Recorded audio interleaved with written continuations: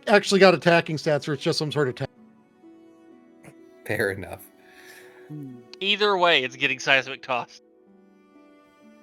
Joking aside, immediately Last thumps his tail on the burning table. Paint summons a watery Rex to try and extinguish the flames, and Shoal baps the tail because movement. The fire is quickly smothered, and Last pulls his tail away to reveal the scorch mark left behind. Well, no fixing that right now.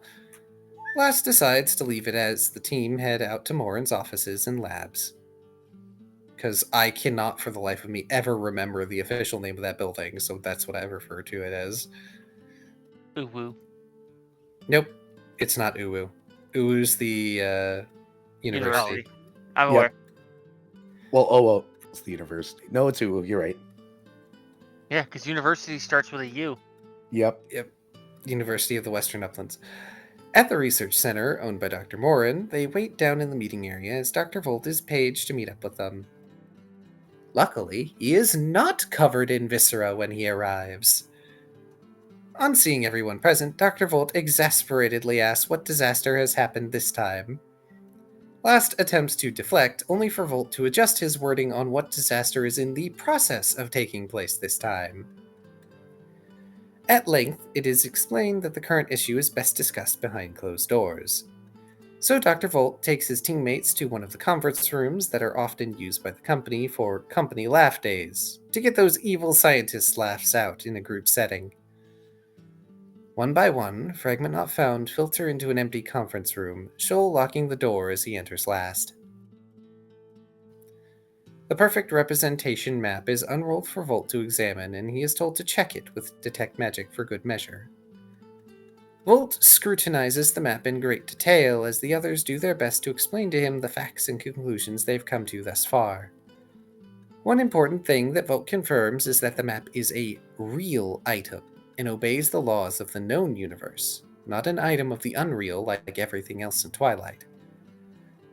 Even the schematics for the city are based on principles of the real, as opposed to the unreal and interstitial realms.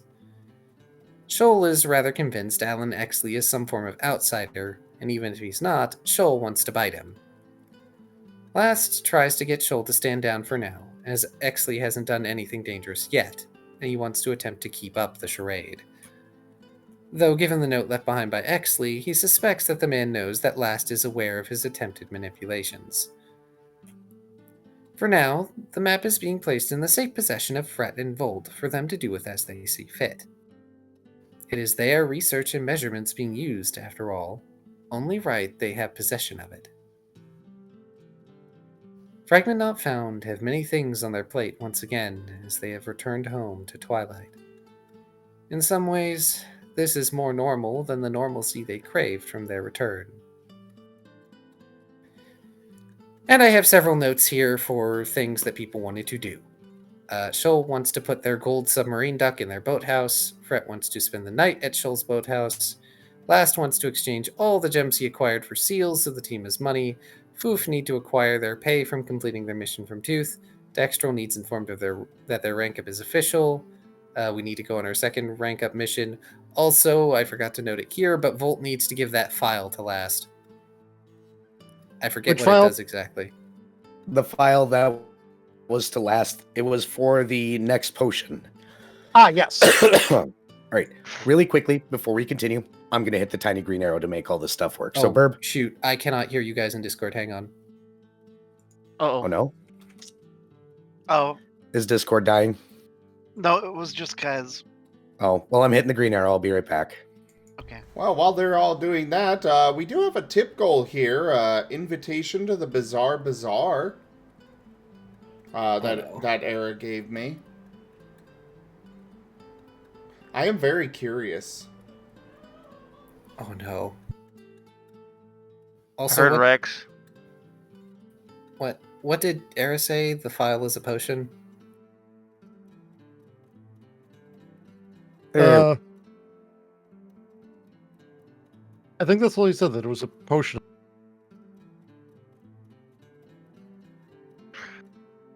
I'm gonna be real. It just that particular sentence just like immediately left my brain. Well, it's almost working now. A different person's broken. Oh, Is no. it me? It's me, isn't it? It's Viv. Called it. Well, dang.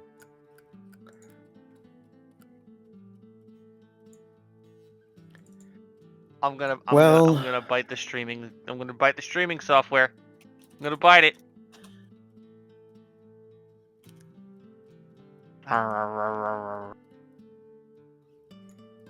That was How cute. does this happen? Because it hasn't been bitten enough. It does not know its place. I don't know, because it's complaining that my stream kit is saying that I can't connect to Discord. But it's obviously connecting to Discord. Yeah. And everyone except for Viv. We're all. What in the world? Do I need to update Discord? Or I is don't it just an think error site? Well, no, I don't so. think so because I didn't update Discord for like literally like a year and it was working fine. So Anyways, yeah, potion thing, and I didn't know there Oh. was a file involved for thing. I thought it was just the potion, and a hey, File please with a come back. PH. oh, Oh, vile. I Ye- see. Yeah, ye oldie version of Vile. Okay.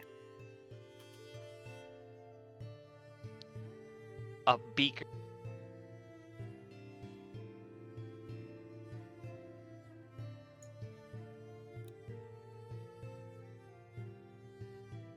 A flask of the ferrofluid sippy. Okay, yeah, I have no idea why Viv's not working, and I have no idea how to fix it. You cannot get ye flask.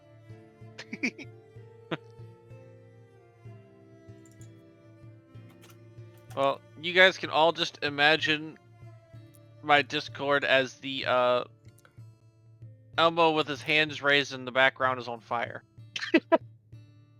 Well, have you tried hopping out and hopping back in, Viv? I mean, I could. Try it. Now I gotta pull up Discord. Under all these friggin' tabs. You know what boy, would oh help? boy. Oh, boom. What would help? Me being on the table. Hey, that fixed. Oh. Kai, how did you never join the table?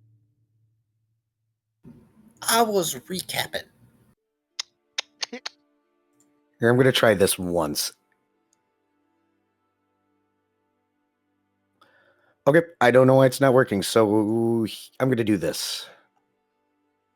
Just put a cardboard cutout of Viv in the place of Viv. I mean, it wait, it shows on the, where's, oh, fuck. I hit the wrong button. Accidentally exiting out of error stream. There we go, fixed. I'm I'm just gonna working do on this. everybody else, just not error. Huh?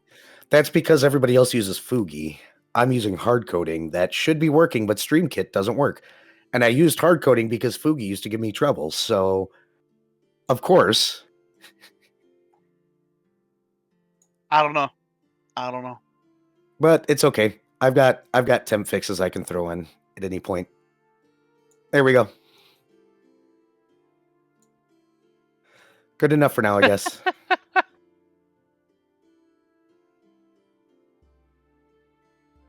All right, so there we go. Good enough for now. All right, ladies and gentlemen. Yep, you guys had a rather eventful day, and it sounds like everybody was winding down. You guys had a few things that you were going to do or does anybody want to do anything before basically going their separate ways until Betty shows up?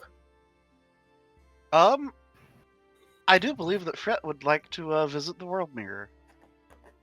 Sure.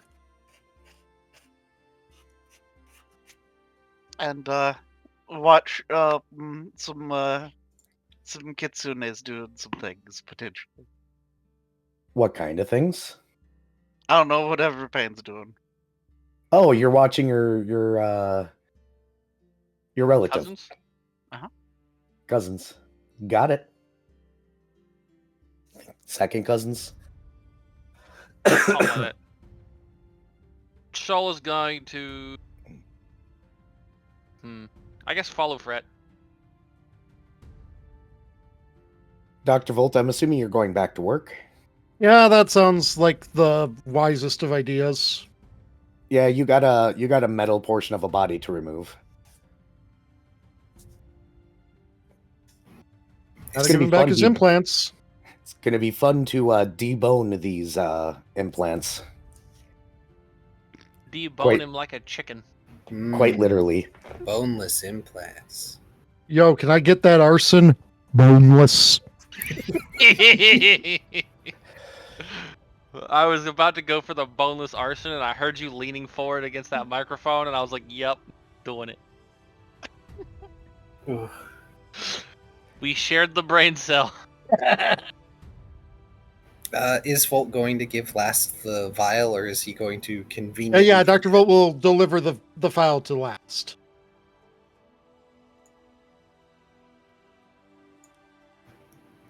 What kind of potion did you say it was, Era? We got to look up the list, and we forgot to. Okay, well, it is not a big deal. It's not going to be used immediately anyway. I'm just going to call it the vial of last juice. Yeah, for now. I remember I sent you a list of augmentations, and you chose one of them at first, and this was you getting to choose again. But we'll look into that later, I guess. I'm sorry. No, it's fine. We have been busy. It's holidays. Yep. Anything else, though? Anybody want to go anywhere particular or do anything specific? Last is going to go find Dextrol and tell him that his rank up is official, so he can actually do that. Oh, good. Dextrol is more than happy to have his rank up. He asks when it's going to come.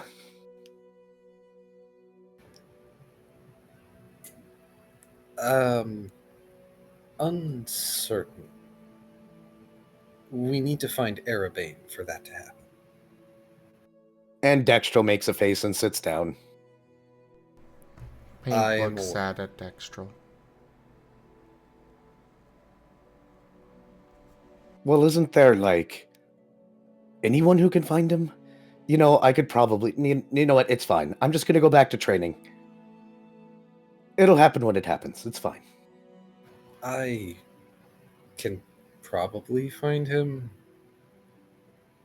It'll take a little time.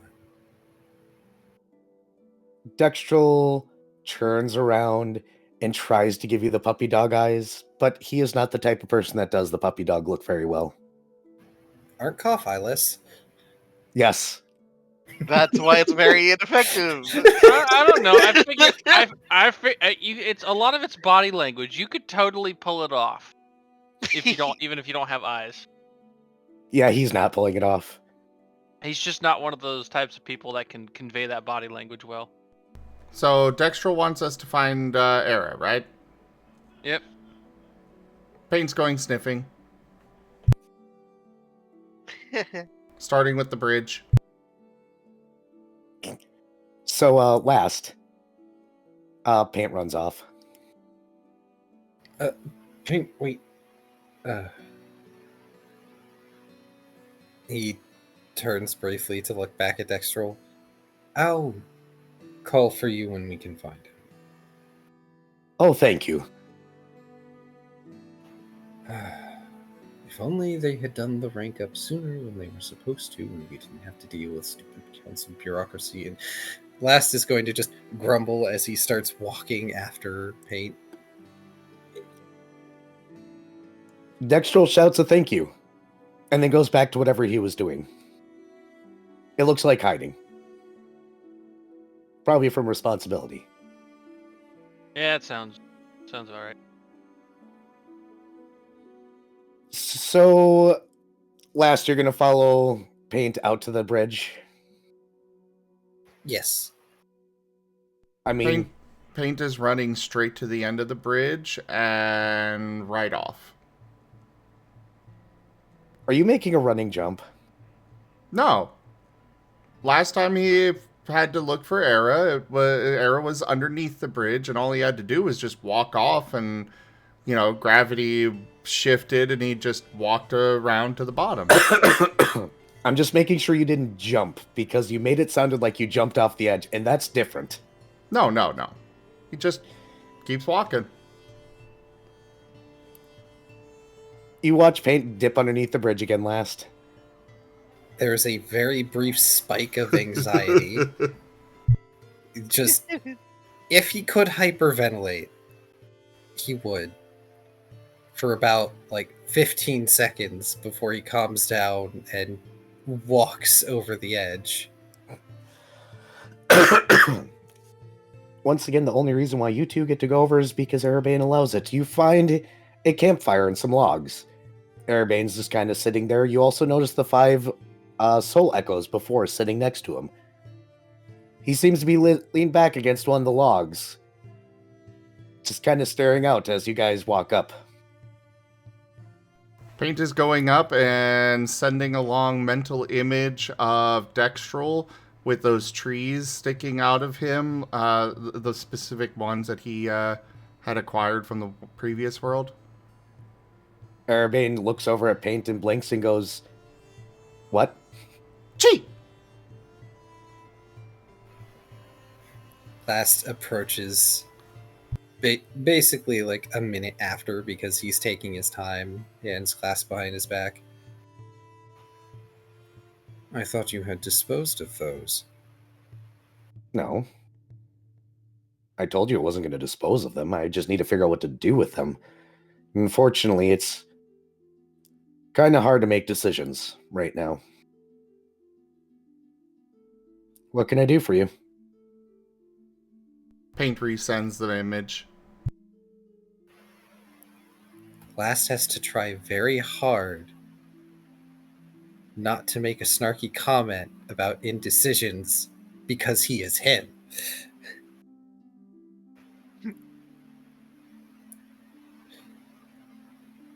Dextral has gotten the appropriate paperwork done for a rank up, or however you might put it for the cough. Oh, is that all? Yeah, I can help with that. Might as well have a seat, though, for a moment. We got things to talk about. Paint squints at Era, but takes a seat. Should I be concerned? No, just updates on current goings-on, among other things.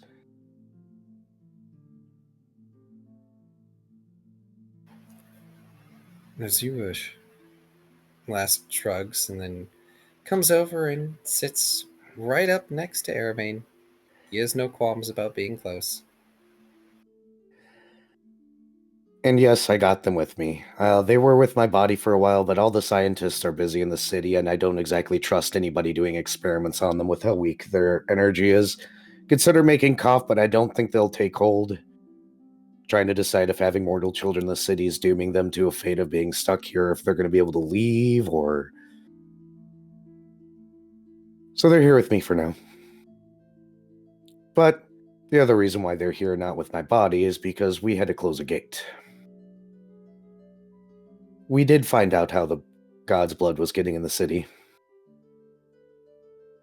Oh, fun. Turns out that somewhere along the route, after you guys brought it to the attention of the recallers, they found an indiscrepancy with some of the filings. Turns out somebody was messing with one of the file keepers there. They used it to find out information of where to obtain God's blood, and may have scouted out a place for a gate where I wouldn't necessarily notice it. Needless to say, we have very dutifully closed it down once it was brought to our attention. I'm telling you this because the recallers aren't planning on telling you. They're planning on dealing with this on the upper levels and with the guards specifically, so I didn't know if the information was ever going to come down. I appreciate you keeping me informed. Especially since there seems to be an active movement to try and keep me in the dark. Well, it's because you're my paladin.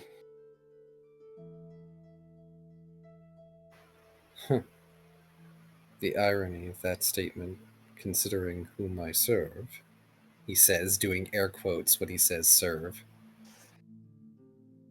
One way or the other, I do believe that the reason why they targeted your companion and that whole non-detector thing is because a non-detectable thing would be felt by me in the city.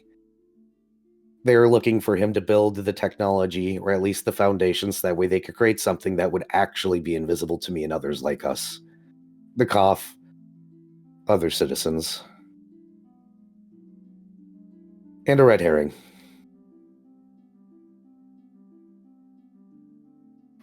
It's not their end goal, but it would be useful for them to be able to move unseen.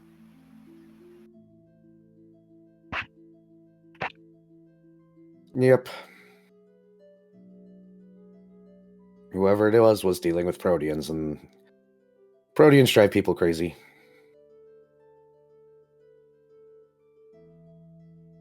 So we have noticed.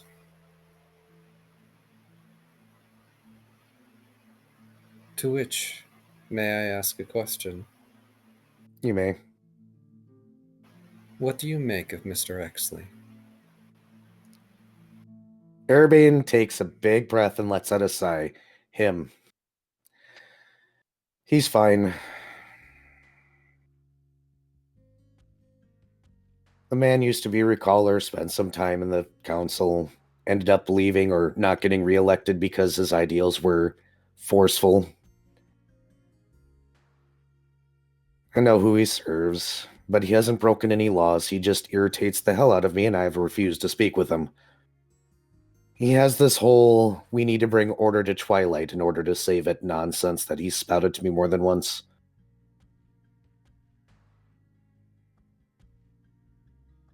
Keeps on bringing gifts from them into the city.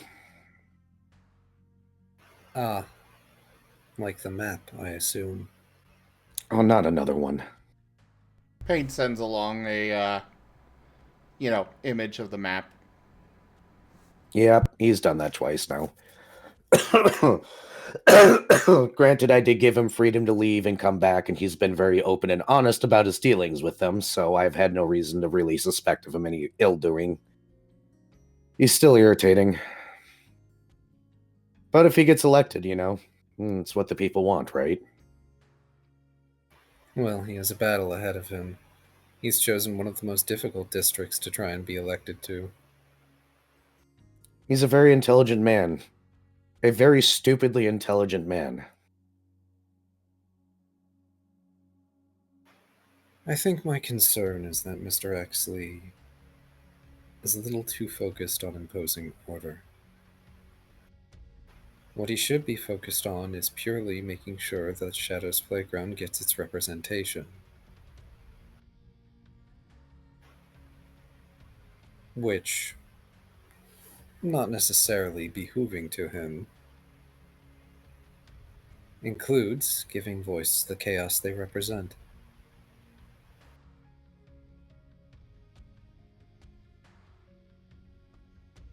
Well, I don't know how to approach that one. I don't even like talking to him. It's all this nonsense about destiny and order and meeting people, not my thing. But if you want to talk to him, you're free to. Maybe you can put some sense in that brain of his.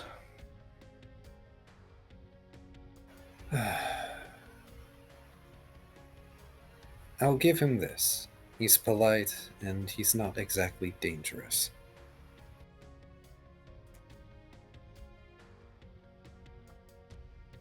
On an aside, do you guys need a pass to be able to leave the city whenever you want?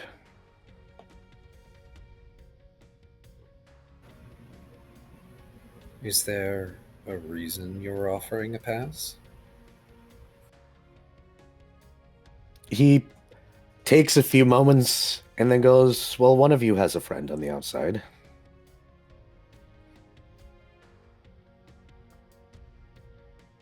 Paint is tilting his head in confusion.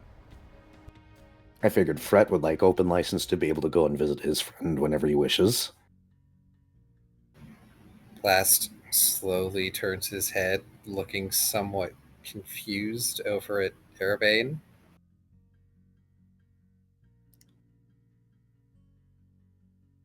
I'm assuming this means he hasn't talked to you. We'll put a pin in that. Let me go ahead and touch on one other thing that happened. And one that I'm not exactly sure how to say this to you.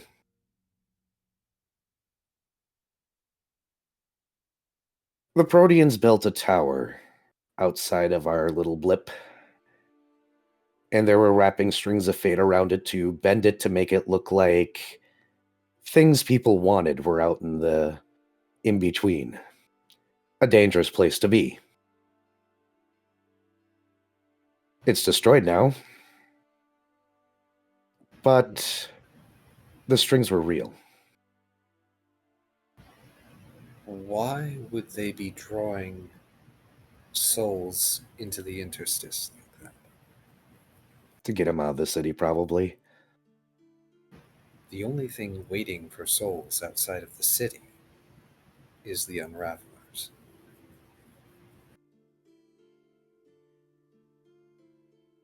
Well, I'm not sure. I don't claim to know everything. Paint sneezes multiple times at that. Thank you for the vote of confidence, but one thing I do know, last, is one of those strings was yours. Ah. Of course it was a fake. It wasn't fake. Just bent to lead you astray. Lass looks confused again, but less in the incredulous manner and more in the what the hell are you talking about manner. I have reason to believe that a piece of your world does still exist out there, lingering somewhere close to the darkness, making it very hard for anybody, including myself, to see the string to. With the fact that there's a string coming from you tied to that tower, it indicates that that place is definitely real and that vision was real. They probably did things to try and lead you out into the in-between as quickly as possible, hoping you would abandon here. But with it detangled, it might be something you can follow now.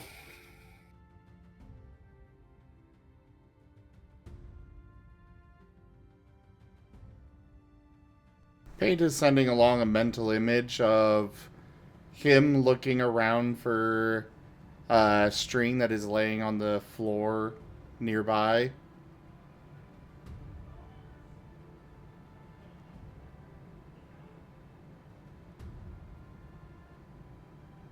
Do you not recall the golden string, Paint?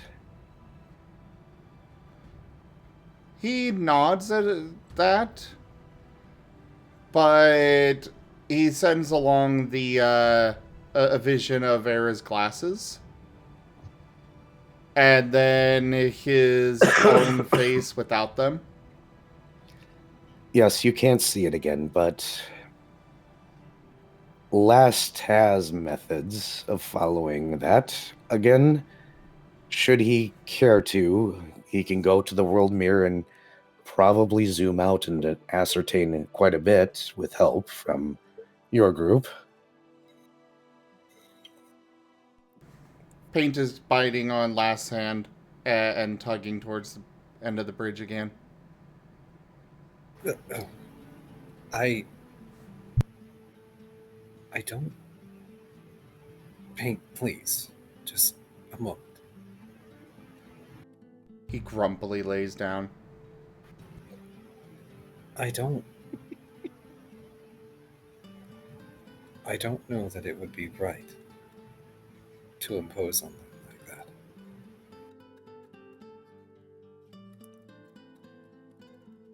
I don't know. But it might be worth an investigation. Rank up.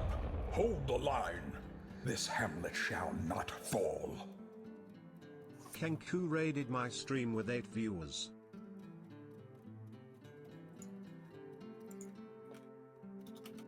Denku, thank you very much for that raid. Welcome in.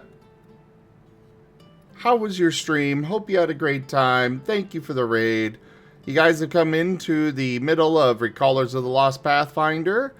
Thank you. Hope you had a great stream. I'll be in the chat from here. Paint is sending along a image of Last at the World Mirror. And he sends it over and over and over and over.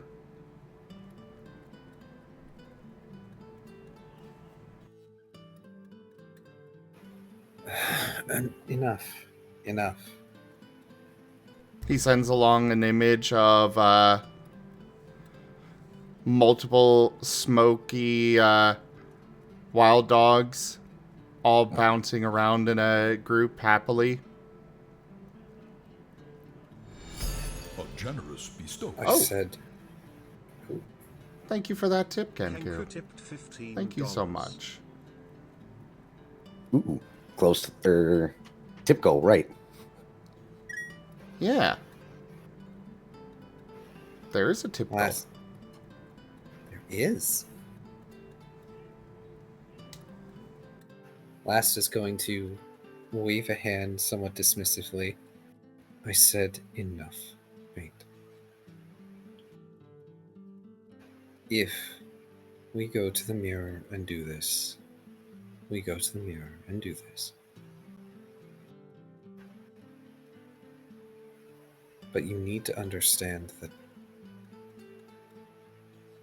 I don't know what waits us there.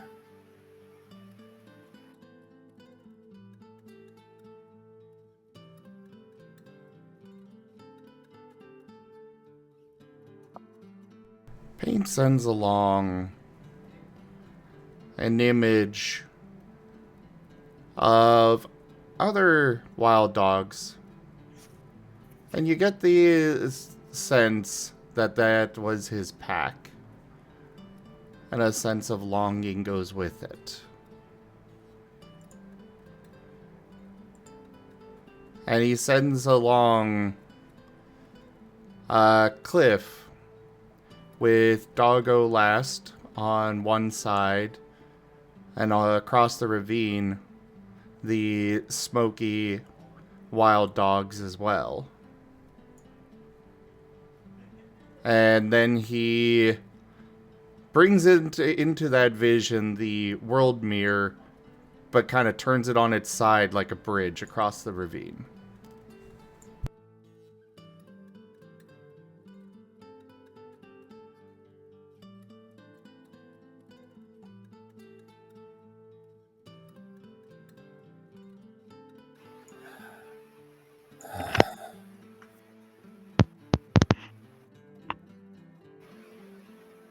Last is going to look up at Airbane.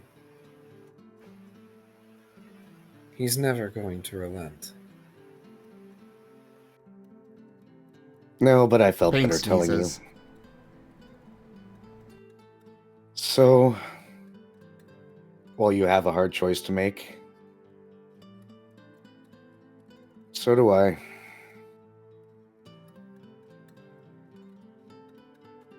Let me know if you need that pass.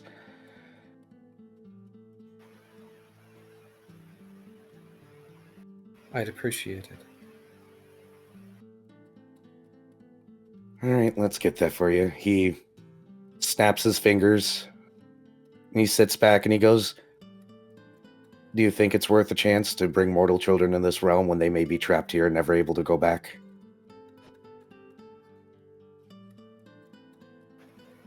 I don't know.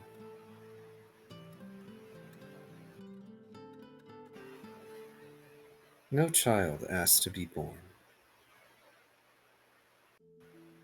We merely make do with the lives that we are given. I think it'd be weird if my children ever asked me to be born.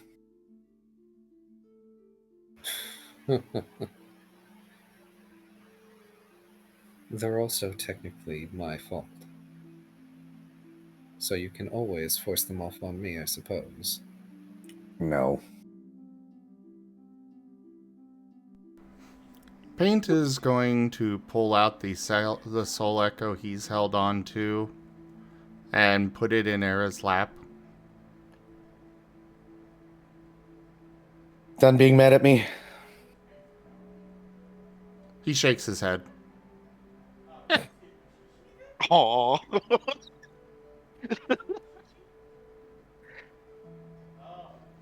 He Funny. sends along images of all the things that he's seen since coming to Twilight.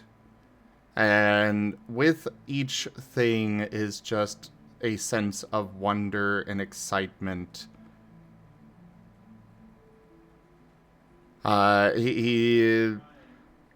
He's sending along images of him running around, sniffing at everything, seeing so many different creatures, so many different things that he's gotten to taste and eat.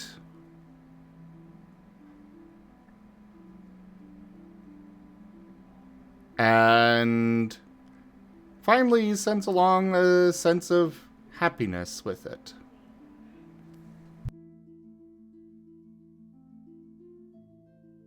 Different perspectives. This is your salvation. This has been my prison.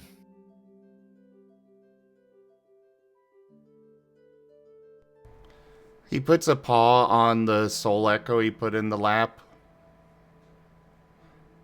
and sends along an image of them just, the various soul echoes just sitting in some old ruins. And then another image of them. They're basically glowing wild dogs running around, tails wagging, looking at everything.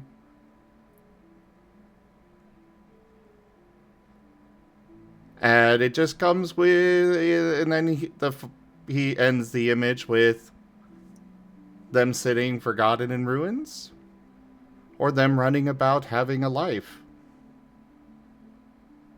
The thing you don't understand is that should you have left them in reality and they sank into the darkness, they would have come back the next time round for another chance. That is unfortunately not a choice anymore. But don't worry about it. I understand your point. You're adorable. He applies the pets. Urbane does. And the cough slides out of the shadow and drops a hit or a set of writs. He goes, oh, there we go. Those are passes to leave the city to go on and do, within reason, things.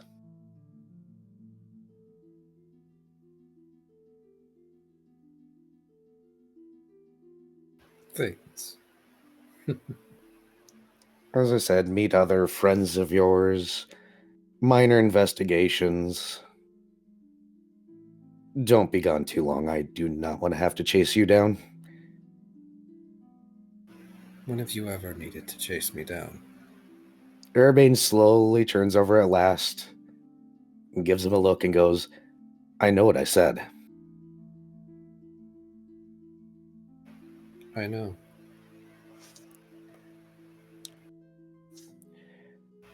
I promise. I am attempting to be less naive and less selfish. I'd rather not repeat my mistake a 6th time. Yeah, you will. And a 7th and an 8th and a 12th and a 30th because you got a good heart, kid.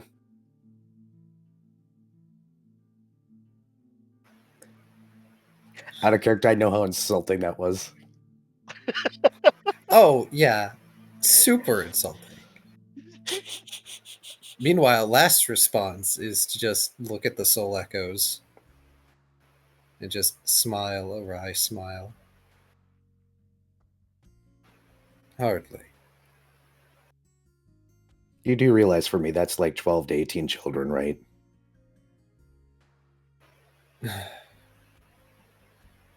Great. Well, now I actually feel bad.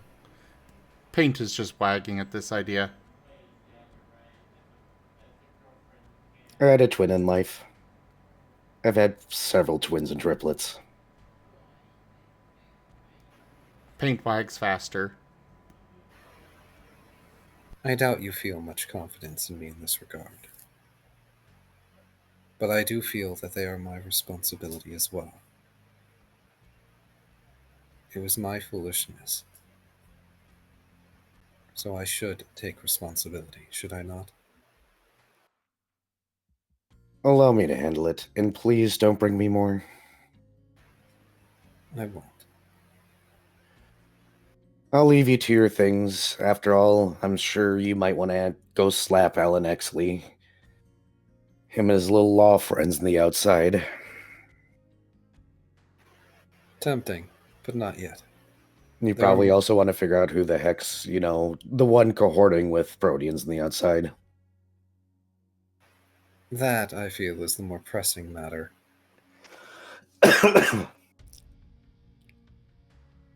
Good luck. Lots of red herrings. Oh, by the way, Alan likes to spout that he knows things that even I don't. How fascinating. So have fun with that. That depends on if I have time to have fun with it.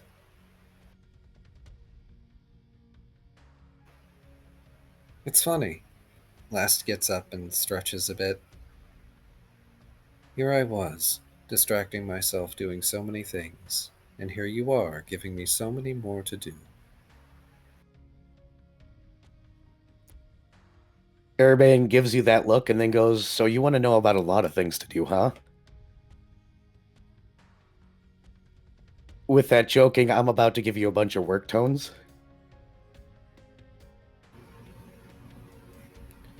Last turns to look at him with a shrug. My plate is full as it is. But if you want to add more, you know where to send the paperwork. He wavers. You two get going now. You don't want to be sitting out here for too long. It gets cold sometimes. Says the warmest shadow in existence. Urbane's not responding to that. Last smirks. He starts walking away. I assume you're going to Paint.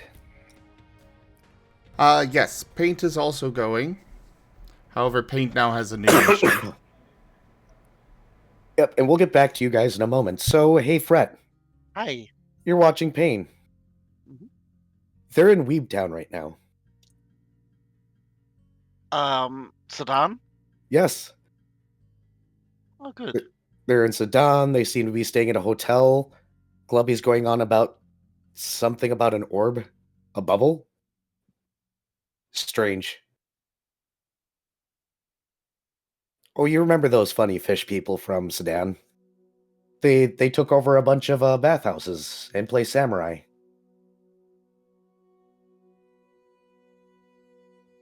Hmm. Okay.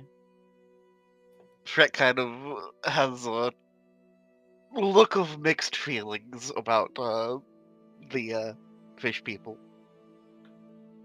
Me describing the other game to the person that's in that game and was there for that event.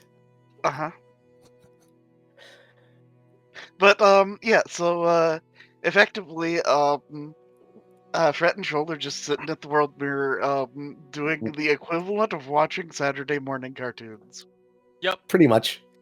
Hey, Dr. This is Volt, fine. Yep. Yeah. I need you to roll me your artificer skill because you're beginning the process of dismantling. Okay. So, which skill? Whatever you use to create your magic devices. Okay. Think it's used magic device, but I might be wrong. It doesn't actually have a roll, so I'm just going to use my craft skill. Okay. Also, I would like to note that over the course of chilling at the mirror and watching stuff, Fret will strike up a conversation with Shoal of asking Shoal about their home world. 35. Cool. Well, let me do this really quickly, and then we can get back to you two, okay? Okay. All right. You are having an interesting time getting this apart. Once again, it was definitely forged live on the person, so you're having to cut things with like a hacksaw to break pieces off, so that way you can actually open it and remove it. You're seeing a lot of areas that you can improve the design to be less one piece. Getting the bones out sucks. I would imagine. But it is definitely interesting to see molded metal molded by magic in a way such as this. It reminds you of 3D printers. Except a lot more painful. Yes, but, you know, if they can do it this way, maybe 3D printed augmentations on a live subject is a possibility in the future. Ooh, that's an interesting thing worth considering. Me giving Dr. Volt terrible ideas. Indeed. Did you have any questions about anything that's going on with this, by the way, now that you've gotten him apart and you can look at specific things closer? I mean, not necessarily. I mean, how it... The big question is, how did this primitive magical technology keep this guy immortal? Because that's impressive. You're pretty sure they turned him into a half golem and he stopped aging. Based on the Oh yeah, no, I mean, mechanics. Go ahead. No, you've explained that part. Like, that's basically what Dr. Volt is investigating. How, this managed to create a, An immortal half being. golem without the elemental spirit side of it. That's next to impossible to control. Oh, that part. Life force. Just powering it with pure life force. They even went through the trouble of removing his soul after all, so they probably thought the soul was in the way of having it in here.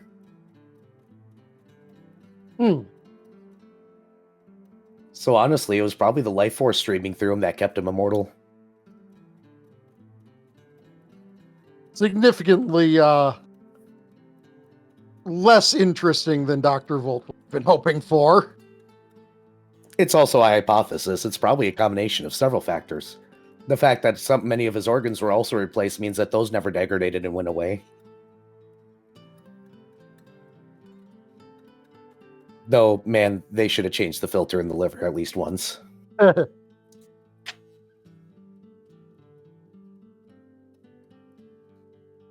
is interesting, though. They did remove the soul. Very specifically removed his soul.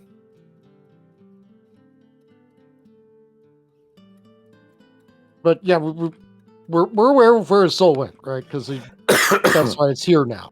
Yes. Yeah, it was in a bottle. Yep, he kept it in a jar for some reason.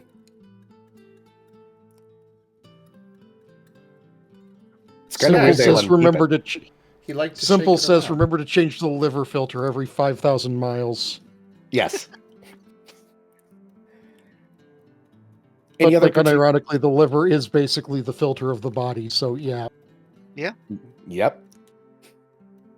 Did you have any other questions? Oh, really? All right. I'll leave Dr. Volt to his lab work, probably cackling every once in a while, because I just imagine him doing that every time he pulls out the hacksaw. I mean, it's probably the mad scientist equivalent to the normal person reaction of, I have kitchen tongs. Time Quack, to quack, quack. embrace crab. Yes.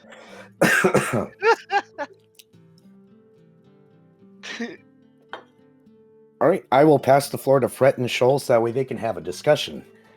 And I'm going to BRB because I need a drink in the meantime. Yep. So, asking about Shoal's world. and kind of encouraging Shoal to show him in the mirror. I mean, sure. Shoal's going to just concentrate, and so the mirror shows a view of his home planet, which is a ocean world. There's not a whole lot of landmass.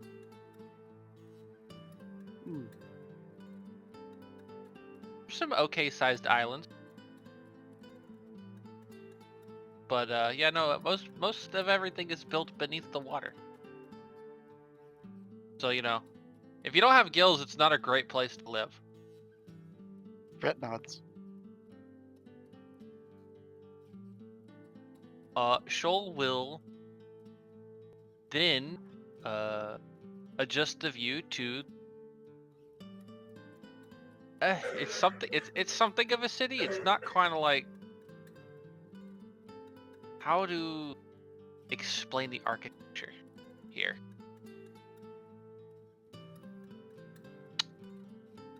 Come on, brain, work. You can think of words. I know what I can picture it in my brain, and I just can't think of the words to describe it. Go me. Come on, let the tic-tac kick the corner. I have at least 3 more than Nova does, alright? They're just all missing. Oh no.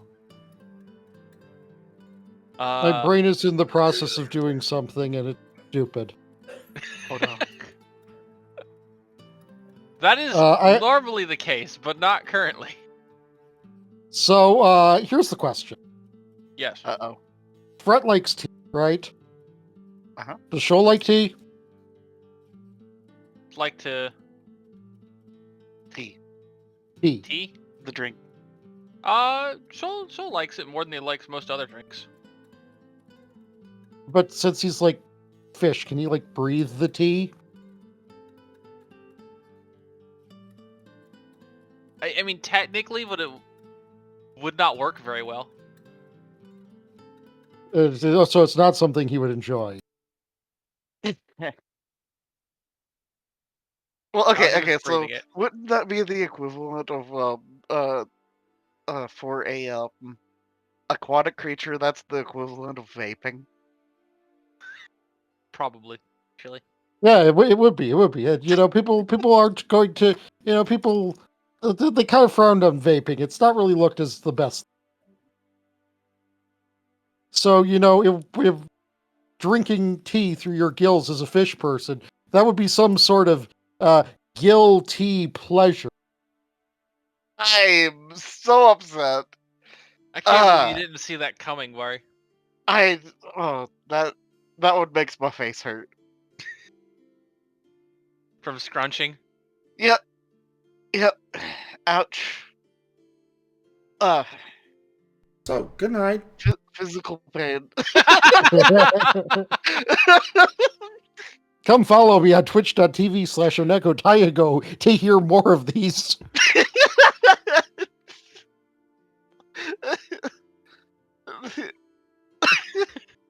My brain just hear the spends suffering in his laugh.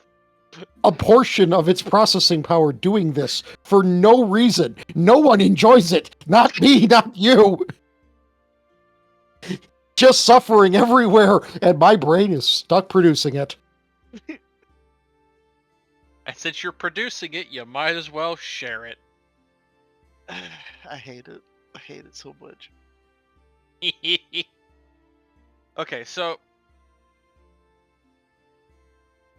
most of the building, what 1 to 2 story buildings there are, a few hundred feet below the water, are made of coral, which is sung.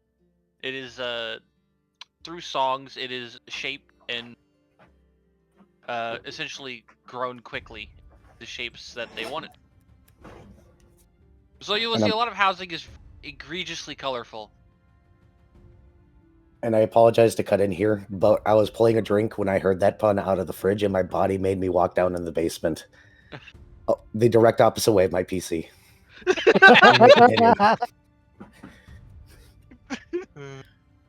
That means it's working. Yeah, Era, can I pick up the punishment feat? We'll discuss offline, but probably now. Taiga's character is gonna die.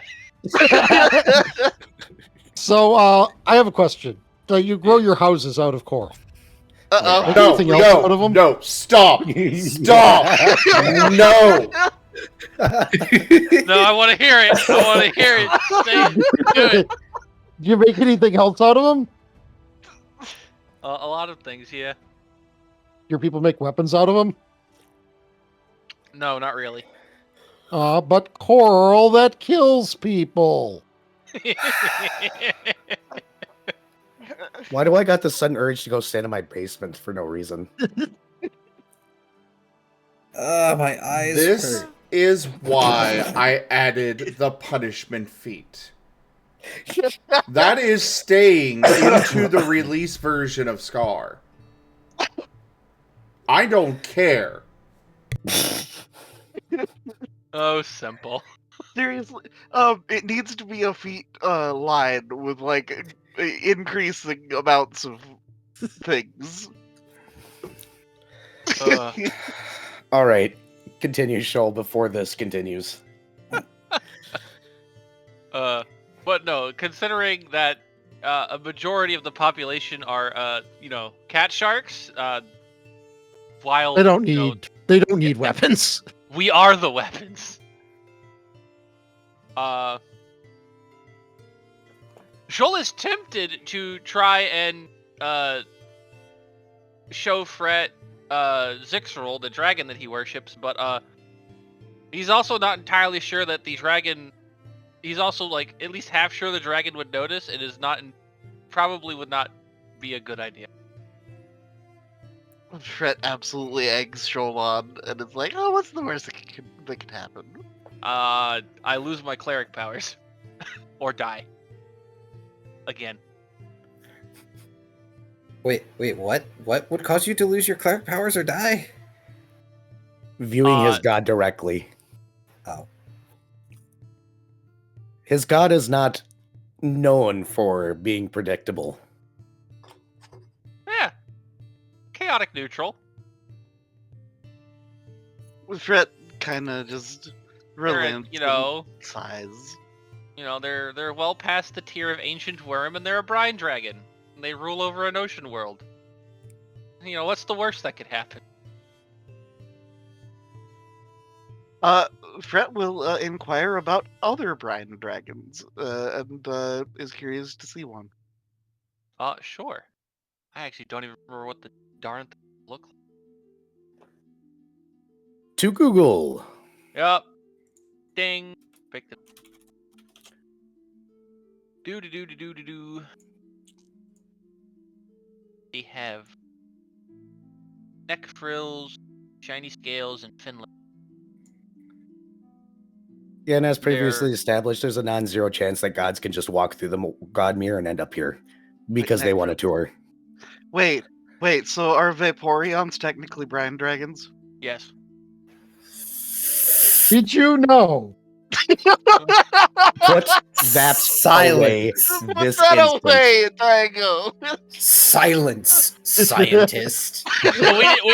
we need the silence brand meme, but it's just silence and it's Taigo's face getting lasered. We need Art Brian around for that. Also, thank you for the sub, Loberon. I appreciate it. I am not cute. Nope, you're definitely cute. I have seen you in person. I can summarily say you are cute. I am fucking not. You are too. Yeah, no, you're kind of cute. You are kind of cute, Viv. No, Key is kind of cute. Razim is kind of cute. I look like I ran into a frying pan at 80 miles an hour. Yeah, like I said, kind of cute. Moving on. Yeah, like okay, A generous bestowal. so, pugs are cute. Varien cat tipped $10. Zim I was cute. thinking it, but wasn't going to say it. Thank you for the tip, Vari. The message with it is not appreciated. Did you call him cute? I did. But we're halfway to the tip goal, everybody. You guys really should finish that. It might be a very large boon to the party. We do need the money. All right, let's. The money does help with rent. But yes, no, I am now ruling it that baby brine dragons are basically Vaporeons.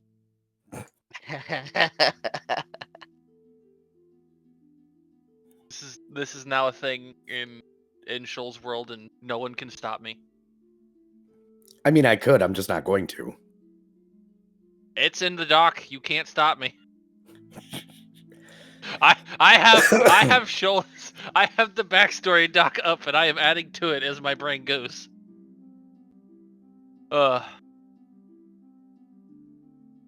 Nice. Yes, simple. Yes. But yes. So yes. Shoal will show off a couple of the brine dragons he at least knew existed. That aren't the egregiously overpowered one.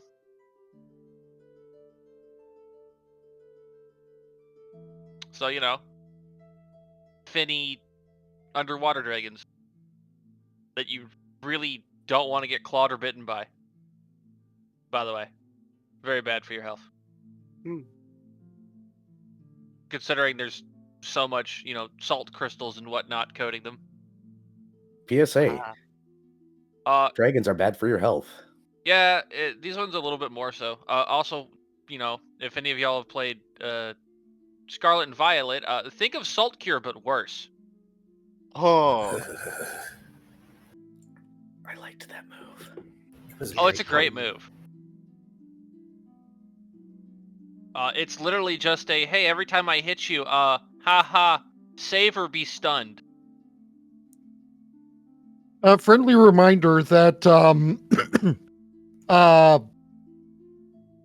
what's the Knackle stack? Yeah. Yep. Or Garganical? No, I am thinking, no, I'm not, I was thinking the middle level. I'm thinking the middle level. Yeah. Its Pokedex entry basically says that it shoots bullets made of salt at you to mummify you from the inside out. Yeah.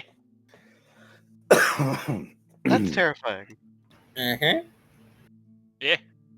Oh yeah, and the Brine Dragon bites drain strength. Ooh, that's a spicy meatball. Yep. Yes. It's like a 1d something strength. One. So. Yeah. I love drain moves. Also, they get a specific ability for capsizing boats. Of course. So that's pretty neat. I always thought that was funny. So, Paint and Last, are you guys actually going directly to the World Mirror? Paint has a different quest now. Oh no? Oh no. Yes. Paint has a very important quest now. I'm terrified. Why? Because I'm terrified. He is looking around shops in Twilight and dragging Last with him. He is looking for a shop that has blankets. Oh no. Blankets. Not overly hard to find. Great. He's going to go in and he goes up to the shopkeep and sends a mental image of a giant blanket that covers the shops, the shop itself. The man's going to stare and be like, I could make that, but why? Do you need a blanket for like a dragon? Sneezes. Oh, I see Era what's of going on. blank. Era said that this place was cold. Oh boy.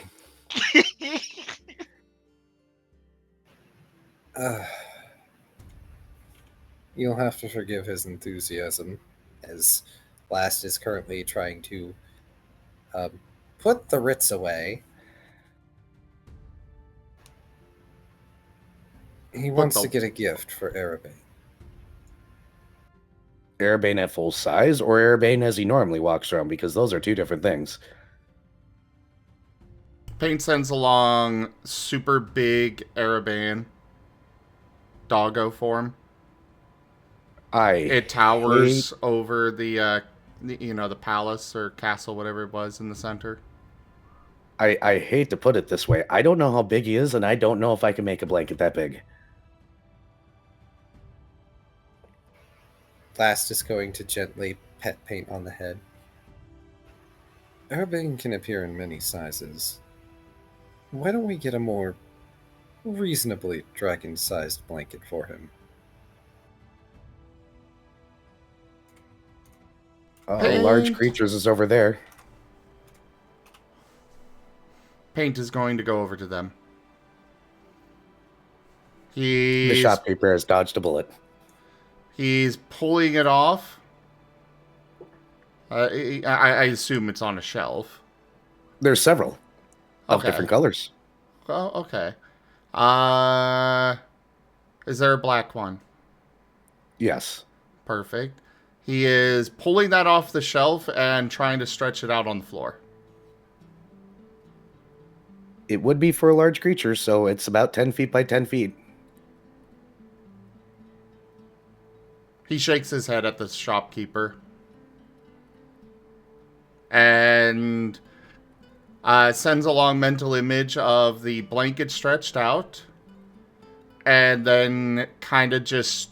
He stretches it out further and further. Probably about 100 feet by 100 feet.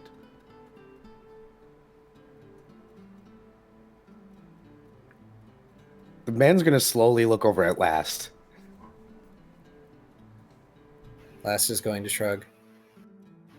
In fairness, those blankets would only barely cover a large creature. Paint sends along an image of Era's tail as well.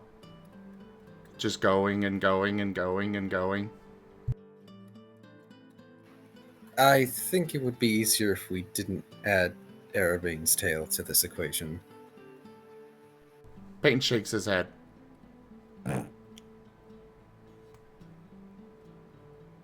I am fairly certain that his tail will be fine. Paint shakes his head again.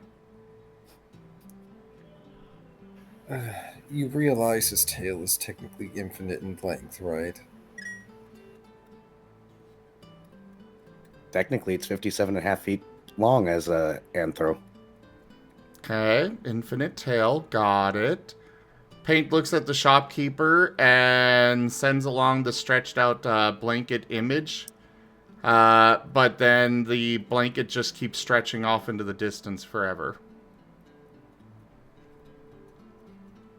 The shopkeeper's going to look directly at Last and be like, how about this? You guys come back with some reasonable measurements and I can work on something and price it for you. Infinite is not something I can manage. Paint brings it back down to the 100 by 100.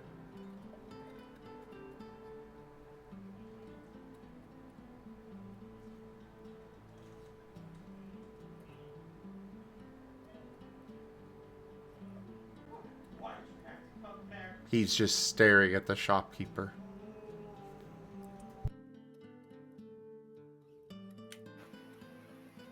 That is a very dragon-sized blanket, you have to admit. The shopkeeper will sigh. Give me a second here.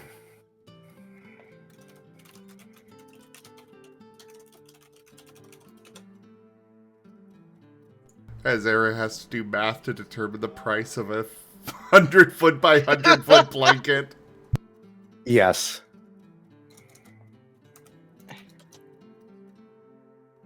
Yeah, because a king-size blanket is usually around 8 feet. Yes, but as somebody that is big and tall, I can definitely say that a king-size blanket is not big enough. Yes, I'm aware, but you're making me do math, so you got to give me a second. This is important math. Important math for an important thing. He has a quest to complete. Era is cold. Oh.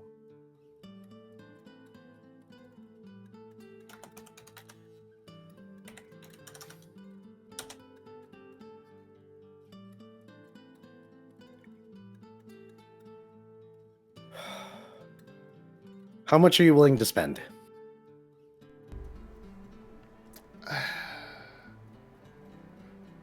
Well, you see, as a player, I know this is a terrible idea, but Paint is willing to spend all 3,366 scales he's got.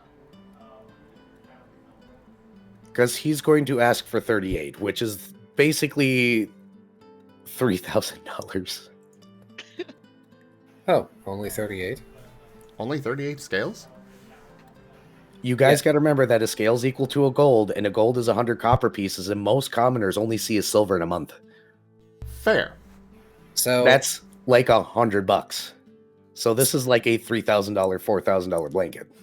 Last is literally going to slap 38 seals onto the table. Give me about a month and a half. Acceptable. Paint throws another 100 scales and sends along mental image of the sun going down and then the sun coming back up. I do not have the ability to do that. Last is going to take the 100 seals and give them back to Paint.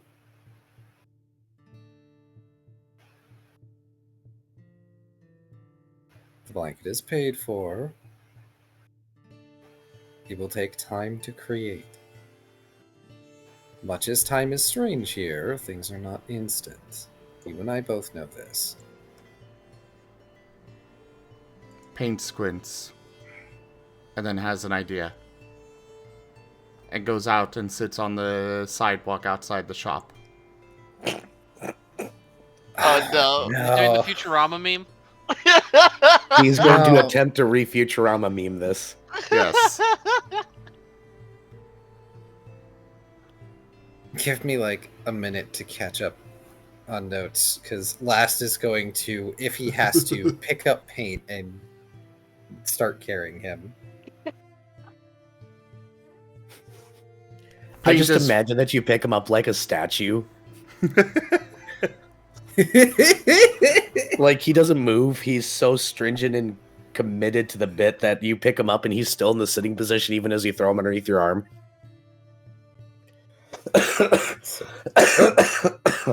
Okay, come on. We need to go find the others. Maybe look at the world mirror. Paint is focused on ignoring the passage of time. Enjoy your statue, dog. So off you go.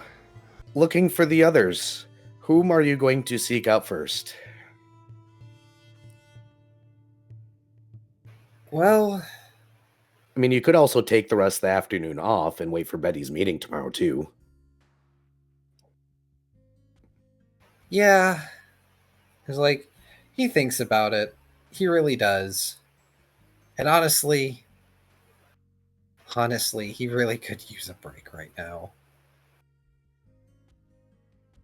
There's just so much that is going on.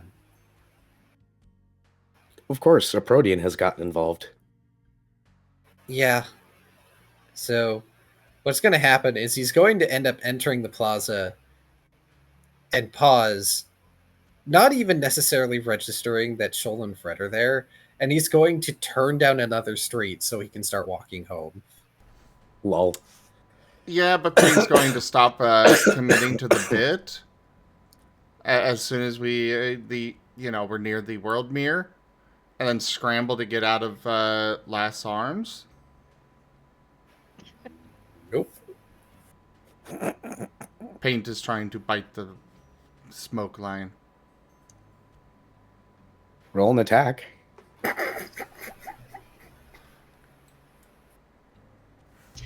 If that would actually roll.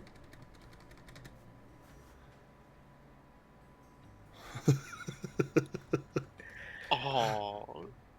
Baby Jaws cannot bite like Shoal can. 9. I don't think that breaks Last's I think AC.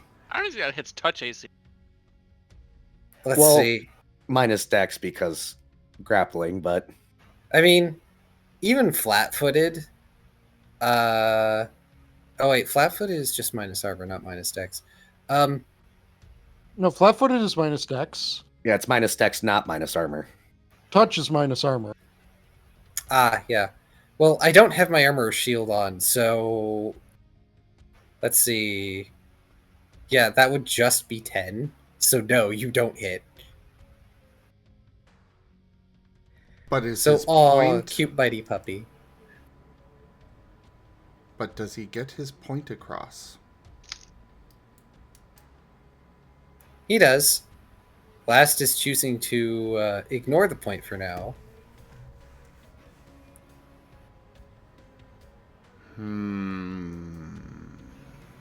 It is past your bedtime. Viv's icon suddenly started working at some point in time. What the heck? I wasn't saying anything. Continue. Paint shooting a cold blast at various signs and lamps along the way. Just randomly. Yes. Okay. Yes, yes. Throw a tantrum if you wish. I'm going to wrap you up like a burrito when we get home. He is sending many, many visions of the world mirror. The world mirror is not going anywhere, Paint. More visions.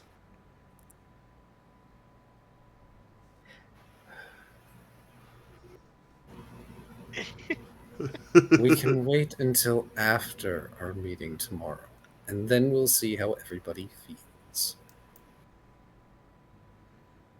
If you keep acting like this, I won't let you sleep on the bed. Condemn him to chair. His most vile enemy. Yep, wrapped up like a burrito and placed horizontally upon a chair. Cannot escape. So evil.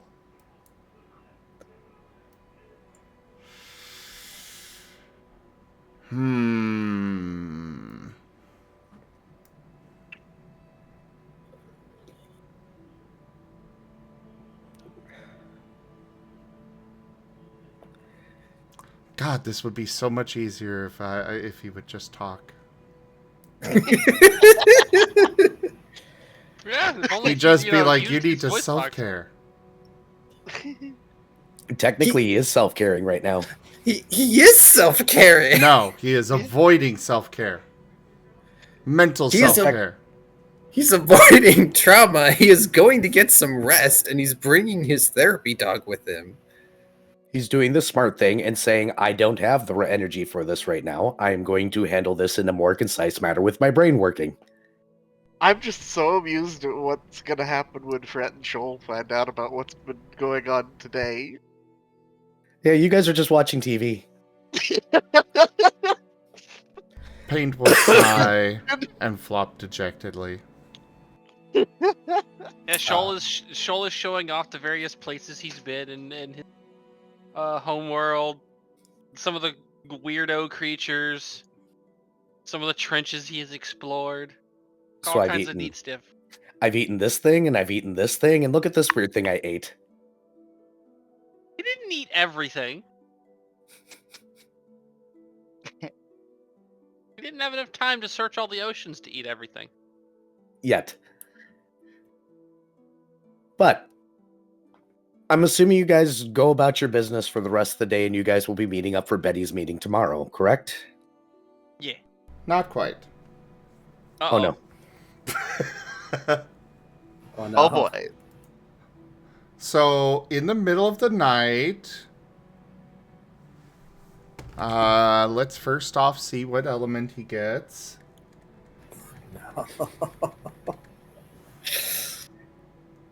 Please don't wreck my apartment. You know, air's pretty good for dealing with the smoke line. Oh no, you're actually gonna hurt me. Paint is attempting to wrap up the smoke lion in air. And he and Rex are going to try and roll the air ball out the door toward the world mirror. Roll a spellcraft, I guess. He'd need like an air version of Aqueous Orb to make this work. That was interference by the text thing. You have a reroll on your chart. But I want to save that. But I can get it back. Oh, Roll also, better next time. What? Absolutely destroyed. So, Chad, about those reroll cards being available now. Also, No, chat. This is funnier. I have an important question too. Yeah. What? Where exactly is the thing about world mirror rerolls and stuff and such? I haven't been able to find it. Plot to overthrow you. Wrong person, Ido.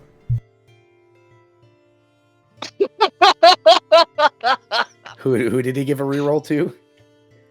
Oh, You. me. Nice. I will That's take it. funny. I miss. I don't. Not enough ale. I don't remember.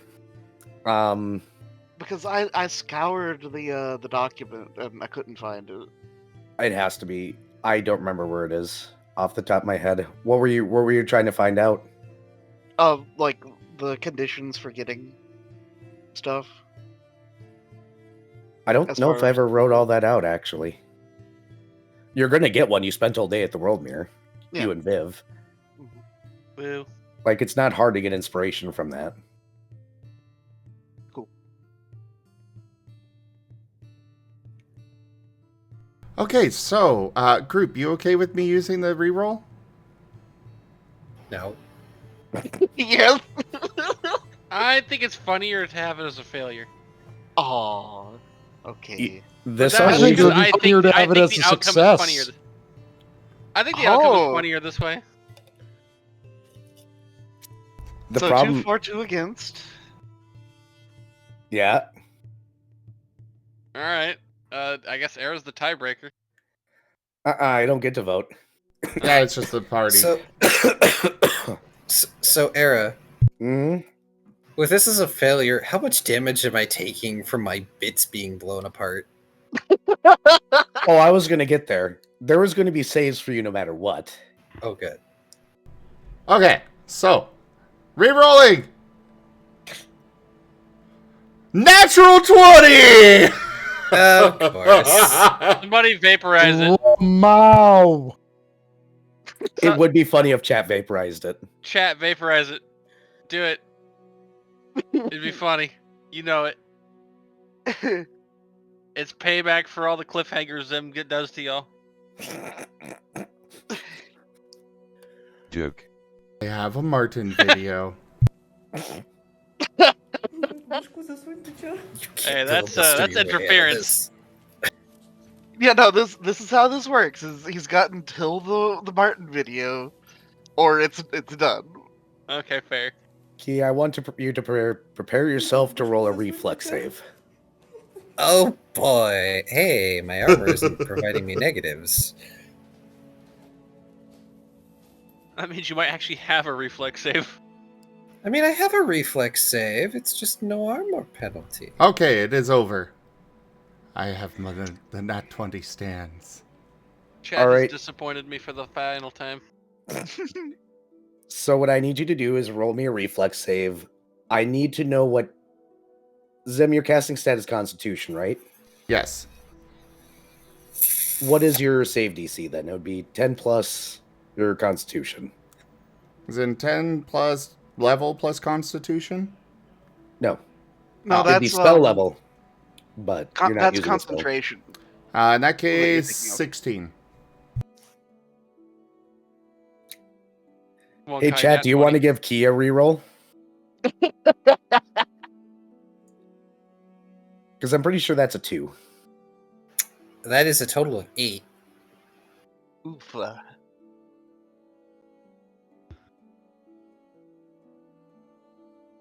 Paladins have really bad reflex saves, don't you know? Yeah. That's why I tried my hardest never to get hit by them when I was playing a paladin.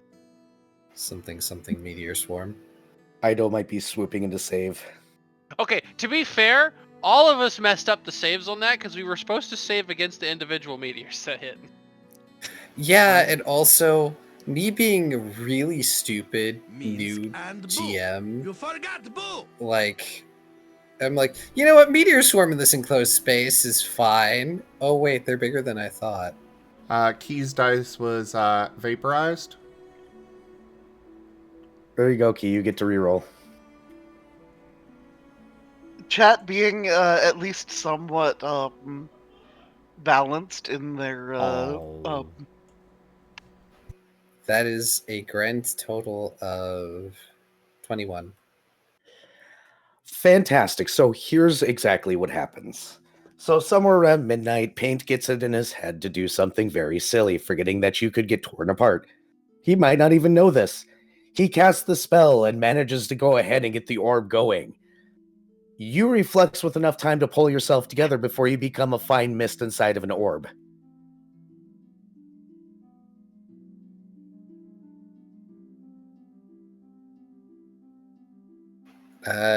Cue unpleasant smoke lion noises. Displeased. Hey, Paint. Yes. You have a displeased cat inside of a ball of air, and you want to roll this thing, right? I need you to roll a reflex save for yourself and your animal companion. Each.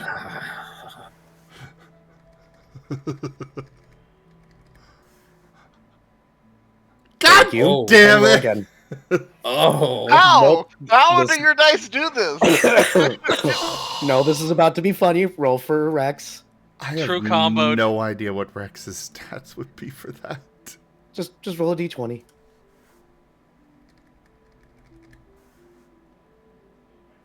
Oh, very And well Rex for nails him. it. This is why it's very funny. So, you have a very displeased smoke line tumbling around this ball of air, and you go to press your paws up against it. Do you know what the funny thing about tumbling air and wind is? Creates vacuum tornadoes. It kind of doesn't have a physical wall to press on. So guess who ends up in the ball of air with an angry smoke cat? And which elemental thing on the outside just goes bodacious as he watches his master get sucked into a ball of air of his own creation? Oh, Lass' eyes narrow as he uses his vapors to grab Paint. Uh-oh. Hold on. Are you trying to rip me to pieces? he shakes his head. As you guys tumble around like you're in an air dryer. Please, tumble, stop, tumble, this, tumble, ride.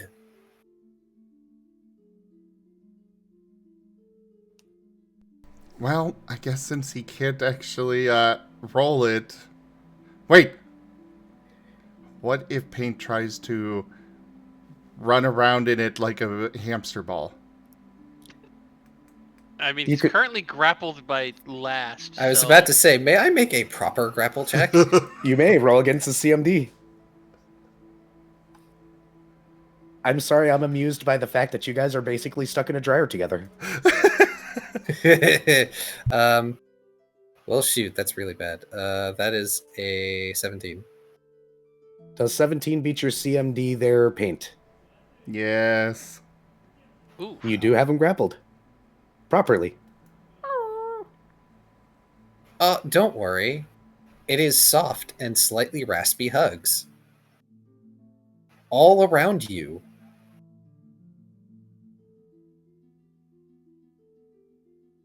He will let go of the ball. Roll a spellcraft. Uh-oh. Oh no. Roll a 1. Roll a 1. Come on, come on, come on, come on. It's 4! It It's would bad! be a 5. So, from outside the ball, you hear Rex laughing. Brah! Tumble party!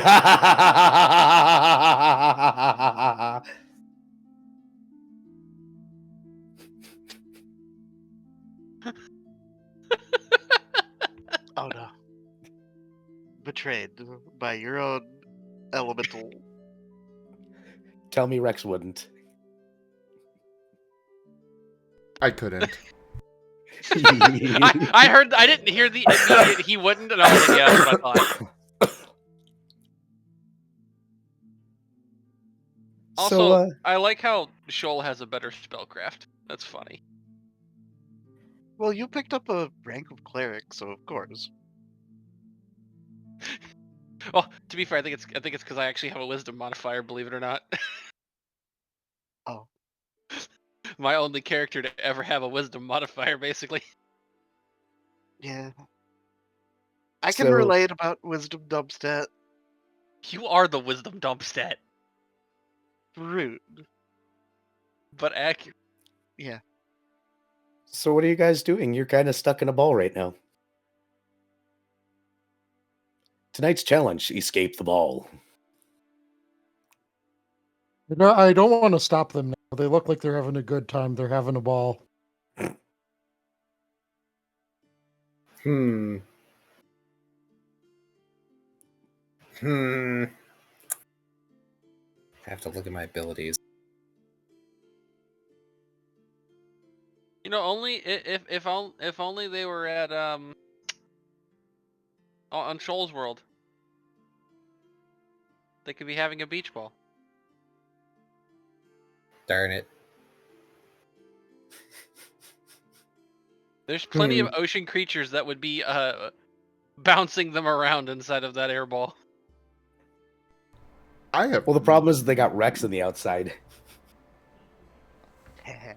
Payne's gonna Can try and I? roll towards Rex. Huh? Payne's gonna try and get the ball towards Rex.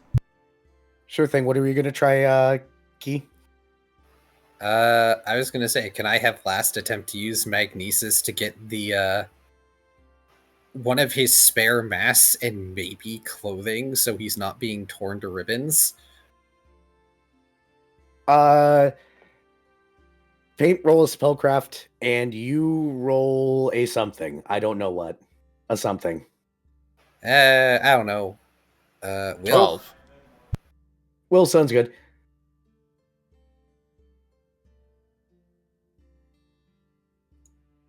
Hey, is this how, That's all, folks. Oh. We have been given a Wander Meal bar. hooray! No. Does it get into the ball and tumble with them? We'll touch on that in a moment. What was your total, Key? 19. Yeah, you're able to pull some clothing into the tumble dryer as Paint manages to nudge the ball just enough to roll over Rex and suck him into it. The Wonder Meal bar he was about to bite into now flying around inside with you guys. He shouts bodacious. Something about radical surf dude. Last struggling to just push his vapors into the suit. Paint, do you want to attempt to release the ball again? Yes. Roll your spellcraft. 4.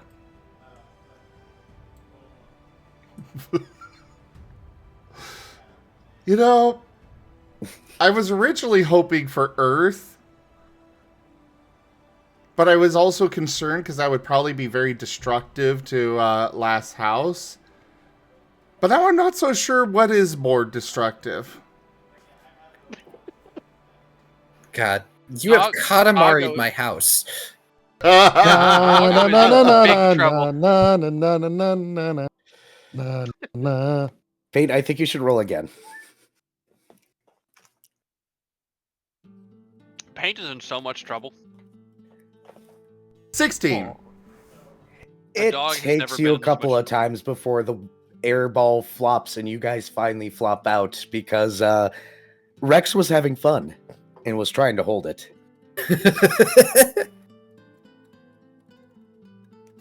He hits the ground and goes, "Aw, totally lame, man." Bummer, dude. Bummer. You're starting to get an idea of what kind of crazy nonsense he gets up into college while you're taking classes. Last gives a pained groan as he pushes himself up. He's only got like the upper half of one of his tether suits on, as well Question, as Era. Yeah. Who does the water wheel bar land? It's stuck to Payne's head right now. Paint is backing away from last. he's only got like the upper half of a suit on, as well as a partially put on dragon mask, because that's the one he managed to grab. Okay. Why exactly did you attempt to rip me to pieces? Paint sends a long image of last in ball and rolling down street to World Mirror.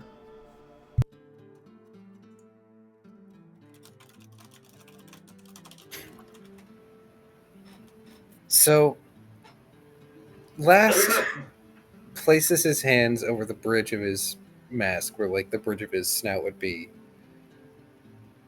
His eyes are closed for a moment. Ow. Okay. He's going to take brief stock of his now rather disheveled apartment and remind himself he needs to get an actual house soon, because this is not big enough for Paint. And so he goes over to his sofa, which is miraculously still there, where it was last sat. Oh god. The submarine duck has been summoned. No. Hey, no, that's in my that's in my tail bag. Buzz off. A instance of it, at least. And he's going to sit down and just like curl his big vapory tail over his lap, because he only managed to effectively get a nightshirt on. Okay.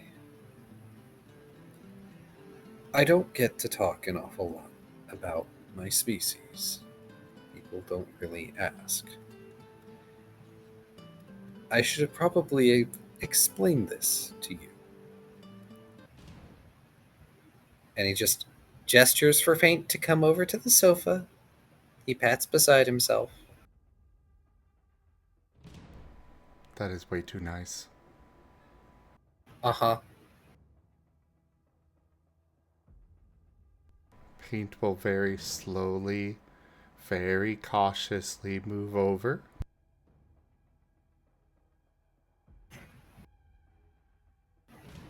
He's doing the puppy dog crawl, the army dog crawl thing. Last is patient. He will wait until Paint is on the sofa with him. Paint will hop up. Sadly, the dragon mask does not have an articulated jaw.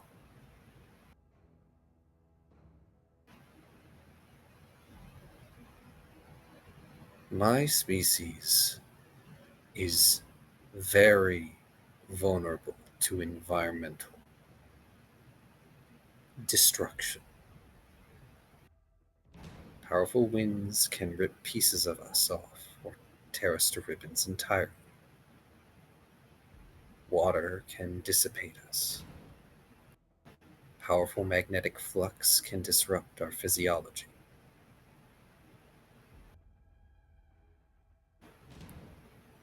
I appreciate your ingenuity. However, I would appreciate it if you did not end up inadvertently threatening my life in doing so.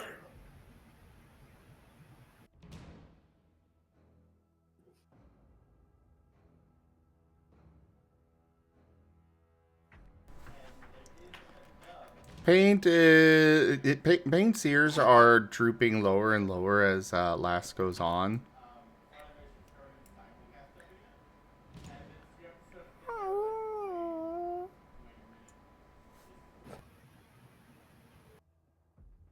I understand it was not your intention to do me harm.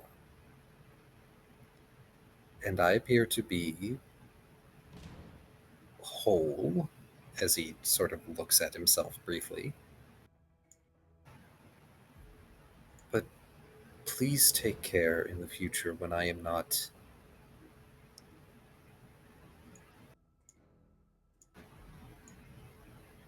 The word my people use is tethered. If I am without a sufficient amount of coverage across my body, trying that again could result in grievous harm. That's why I almost never remove my armor. Do you understand? Paint will nod. Thank you.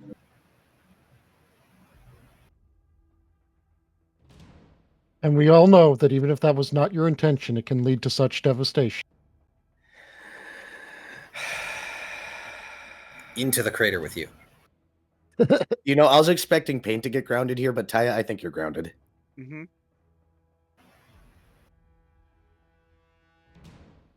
Oh, see, Last does not understand the concept of grounding someone. He knows what he wants, he's just not sure how to articulate it, which may be saving Paint from a grounding. How do punish puppy? I don't know.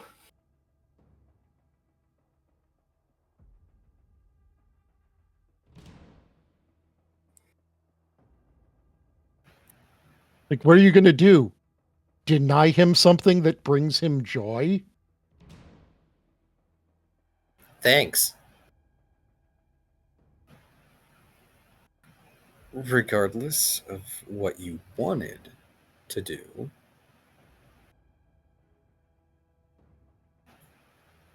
I'm going to go back to bed. There will be no fetch tomorrow.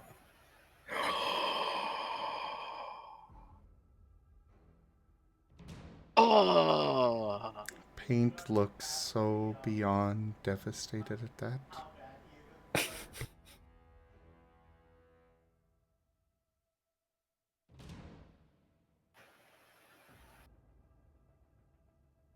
You will also not be permitted to sleep in bed tonight.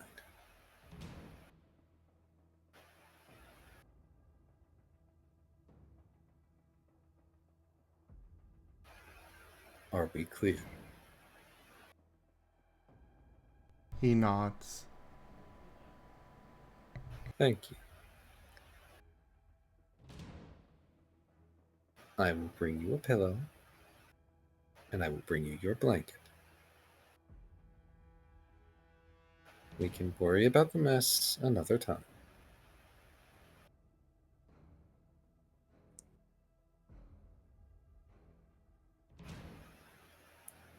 Last is going to end this conversation by getting up, putting the mask and the suit parts away. He's going to get Paint a nice soft pillow and his doggy blanket, and then he's going to go back to bed.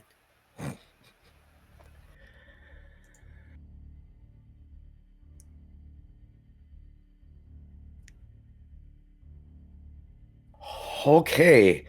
So am I good to jump to Betty showing up? Yes. At least on my end. No. Oh well. Fret was intending on showing up a little earlier than Betty. I figured. Yeah. No, Paint. Is Dr. Volt even invited?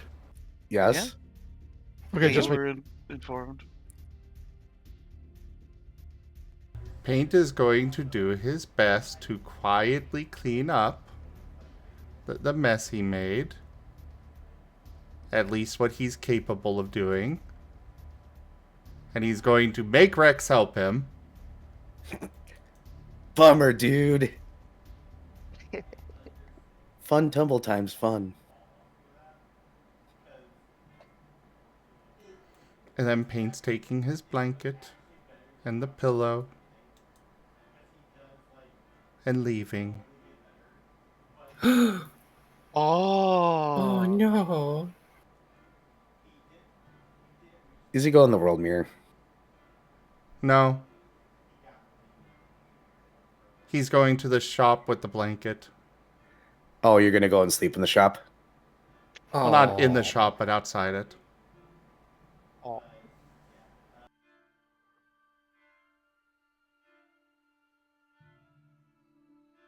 Oh.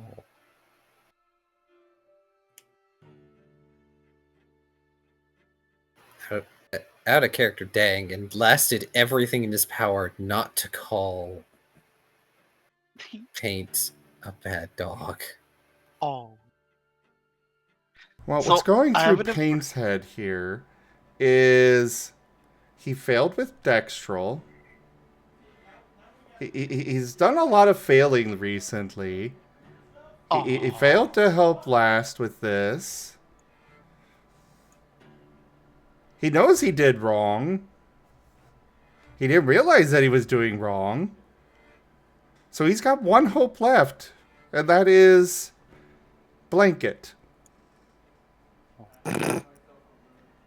So I have an important question. Okay. Is this shop in between where Last Bakery is and where Shoal's boathouse is? I don't know where the hell it was. This was a one-off thing. I didn't even give it an assigned area. Uh-huh. It would probably be somewhat close to the bridge. Because he kind of went straight for the nearest shopping spot from the bridge. So Okay. it might be somewhere in Luminary Square where the thing is. Okay. Mirror. The mirror. Well, Luminary Square where the bakery is. Okay. Yeah.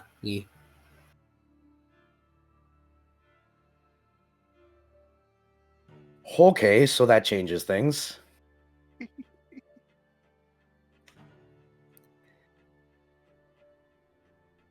Well, Key.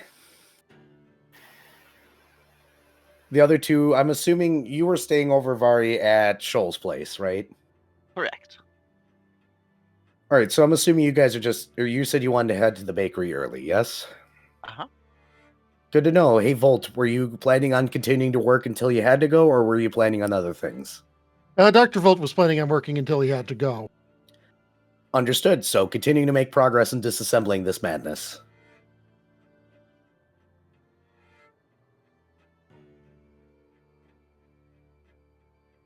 Sorry, what was that, Era? So continuing to disassemble the madness. Got it. Yes. Okay. All right, Key. How about Go ahead. how about Shoal? What's your? Also, you're muted. Whoops, my bad. uh, You said Fret is leaving early? Yep. Yeah, Fret decides to leave the boathouse. Shoal will probably leave when Fret does, and Shoal did take the time last night to place the golden duck thing on a shelf somewhere. Okay. And yes, I know the duck card was played. Do me a favor. One of you two roll percentiles. Oh boy. Oh boy, I haven't gotten to roll anything. Yeah, go ahead and do the thing, Viz. Alright. Heck it. Dark is the 10th slot. Of course. That is a 19. Okay. Let me counter roll something really quickly. Hey, what you doing with my chalkboard? I was spinning it. How dare. Spin. So while you guys are making your way to the bakery, you happen to notice a certain dog underneath a blanket and a pillow outside of a shop with a... Apparently somebody put a rubber ducky on him at some point in the night. Shoal squints. Huh. Don't recognize him. Tret just gives Shoal the most deadpan look. Shoal gives Fret a look that is so innocent butter wouldn't melt in his mouth.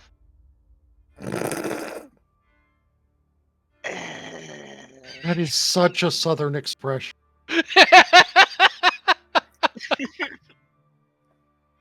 It's one of my favorites, and I never get to use it. Well, you just got your chance. I know, I'm happy. I don't ever get to, make the who, me? Expression often. And I love doing it. It's fun. Fret will, I suppose approach Doggo under blanket and reach down and squeeze the duck. The propeller starts. Innocuous sub-sized duck. Hey, Paint. Yes. I'm assuming you're doing that thing where you pretended time didn't exist, right? Yes. You hear the motorized clicking of a mechanical something or other going on. He opens his eyes and looks up. It's Fret. He is pulling the blanket over his head.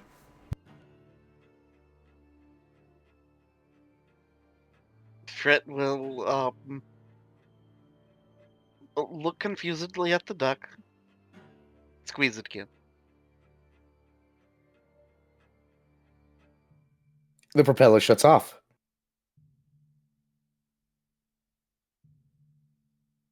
Fret will toss the duck at Shoal.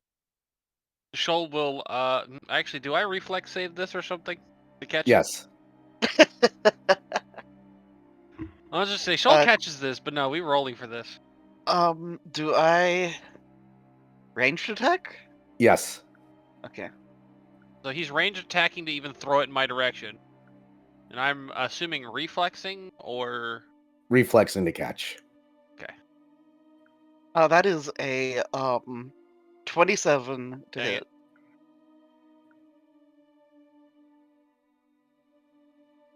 My dice got stuck, so I gotta redo it.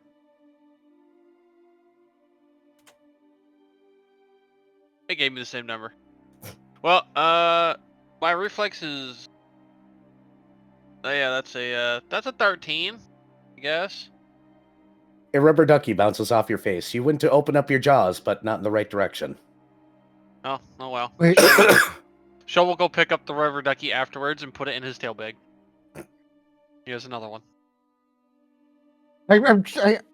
it took me a moment to realize the way you worded that and what it meant. For some reason, I thought he tried to open his mouth closed. Oh. He tried to like open that. his jaws the wrong direction. Yeah, called closing your mouth. Ring, you Or- didn't scare me. Oh no. I- Also, yeah, Fret will turn back around and gently poke Paint.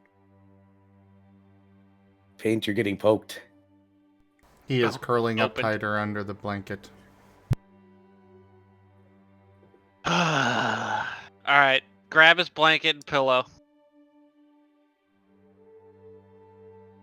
and if Fret does take the blanket, Shoal is going to grab Paint by the scruff. Oh. He's No, getting carried like a actually, kitten. Fret has a better idea. Huh? Is Paint like wrapped in a blanket? He's got a blanket over him. Yeah. Okay. He not kind of Not, hard not, to kind of hard to actually wrap yourself in a blanket without thumbs. yeah, that is fair. In that case, yeah, the blanket gets snatched. And then Paint is then snatched. I gather I should probably roll something to snatch blanket. I Can probably stop need to roll a. resisting. I probably need to. Do I need to roll a CMD, or is he just letting Yeah, it you have. happen? Oh, that is a good question. Are you going to resist being picked up like a pup? He is not. He is just Oh. flopping dead weight dejectedly. So Fret will scribble out on his chalkboard. Are you okay? Why are you out here? What happened? He sends along a very large, an image of a very large, very angry wild dog last. Like monstrously large and angry. And then he sends along image of Doggo Araban wrapped in big blanket. Fret will look at the shop next to them, and then look back at Paint and blink a couple times. I'm assuming it's a blanket shop. Yes. Okay, well, the second part makes Textiles. sense, but now, so Shoal is going to bonded mind at Fret because Shoal's mouth is full. Mhm. And Shoal does have manners. Mhm. And through bonded mind, Shoal's gonna be like, ask him, how did he get last lost angry? Yeah, Fret will scribble out. Why was last angry? Paint looks even more sad. Somehow droops even more. Sends along image of Paint, of himself, looking monstrous now, but smaller than last lost. And the big last lost being torn apart into little pieces. Fret looks horrified.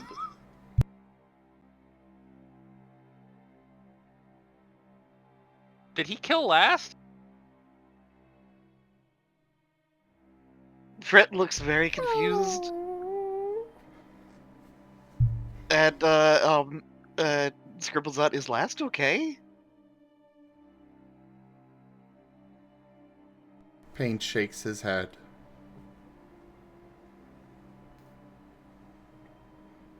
And Fret just turns and begins rushing to the bakery. To the bakery or to where last apartment is? Oh yeah, sorry, last apartment. Sorry. So, hey, Yeah. last. Mm-hmm. Your door is getting knocked down. Well, we'll get there. First morning comes. Last is going to get up.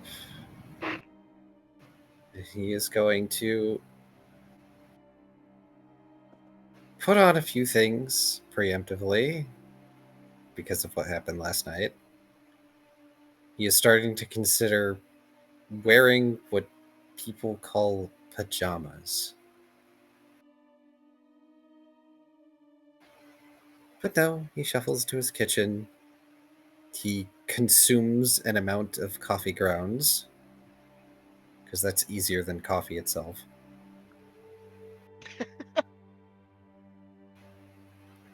Then he starts to get ready. And he finally notices the apartment is clean.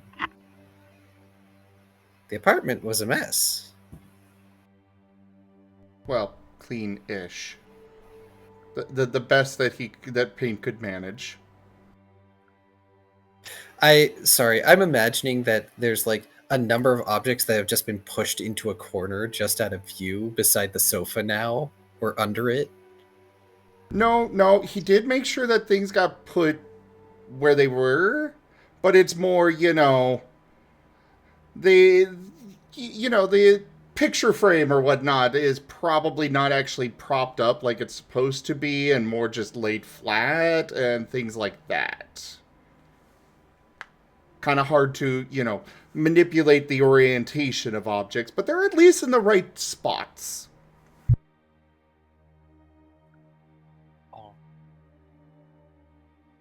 And to an empty apartment, he asks, Paint? Are you there?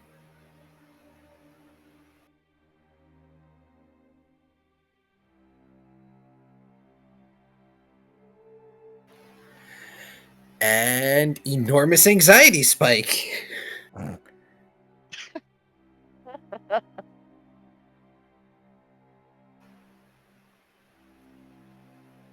He starts to rush to get himself put together so he can go out. Also, Ido, I'm waiting for it to be revealed to Paint that Arabane is probably cold-blooded, and so a blanket isn't actually going to do anything for him. Aww. You think anybody's going to tell Paint that? Who knows? Statistically, Dr. Volt might wind up doing that. Hey, everybody deserves a comfy blanket, even if it doesn't actually do anything.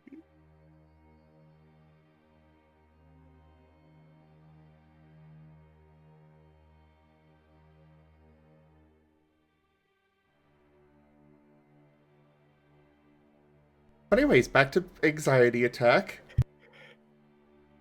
Hey, last, you get a knock at your door. Because I'm assuming you guys knock on the door. No, there's you not did a it- knock. It's just trying the door and then lock-picking the door. Roll your lockpicking attempt, please. Okay, hold on. This is at a plus 17. Can I make a perception check to hear the lockpicking? You may. Where did my dice go? Oh, there it is. Okay, so that's a 33? So that's a 5. Which I think fails, so I get to roll again with a 10.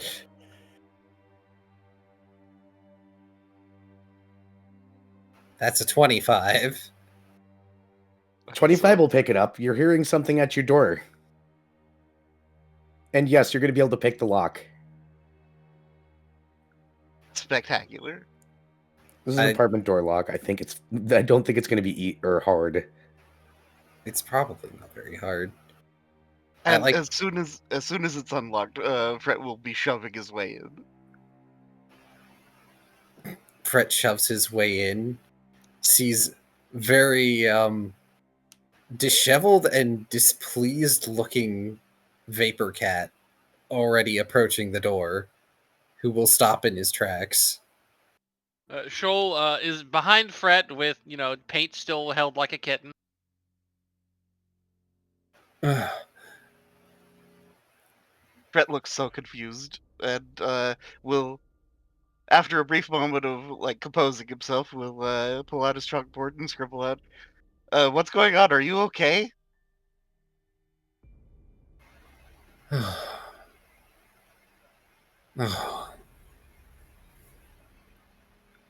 Thank heavens you're okay, Paint.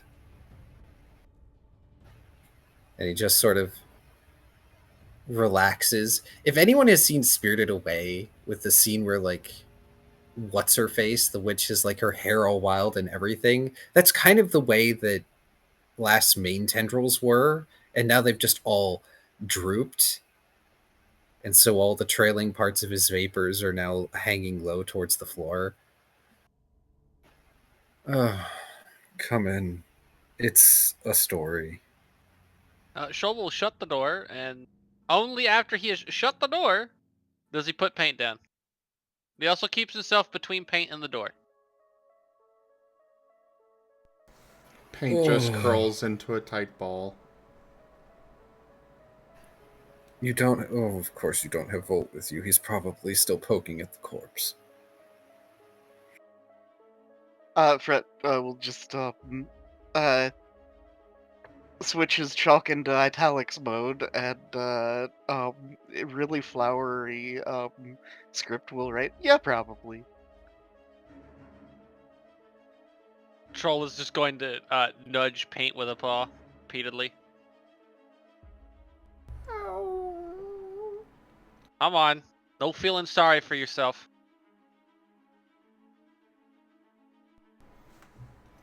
Well, Fret will kind of just lean up against like a counter or something and scribble out, okay, what's the story? Tell us.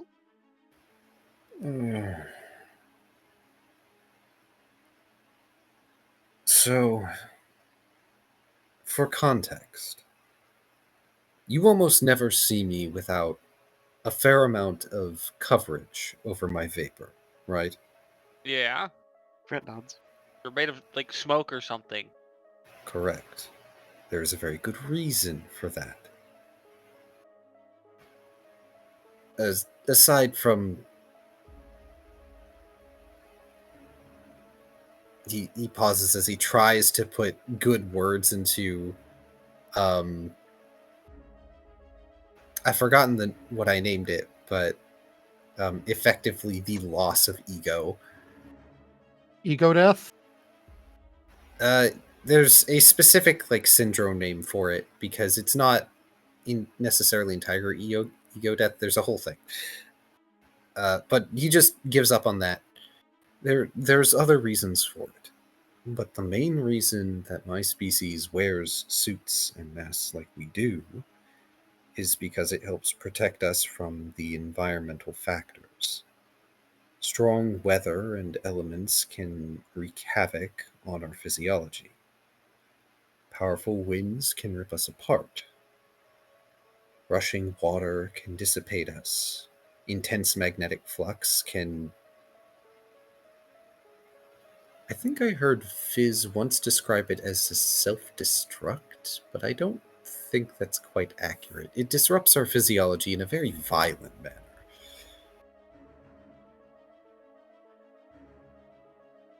Oh, a word that might fit, except probably a step above, would be a dissociation.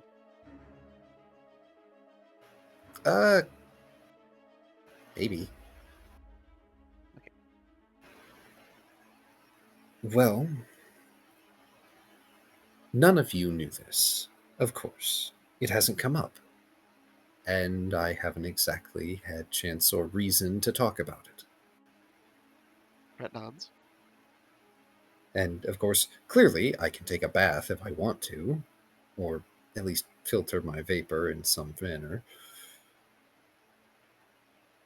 But, for whatever reason, Paint has been very insistent on getting me to the world mirror. Fret has a look of realization. And I understand he is trying to help. Fret will scribble out, that's where me and Shoal were all yesterday. Ah. I did not see you. My apologies. He was quite upset when I didn't go yesterday. And frankly, I did not have the energy to deal with that. That's a whole other conversation, and I'd rather have Volt here for it. The long story short is, Paint wrapped me in an orb of air. And that was a Right, not- distinctly unpleasant experience. Paint curls up tighter. It is not their fault for not knowing. Fred nods. However, in order to impose boundaries and consequence for these actions, I told Paint that they would not be permitted to sleep on the bed with me last night, and I told them they would not be having fetch today. Fred looks very surprised.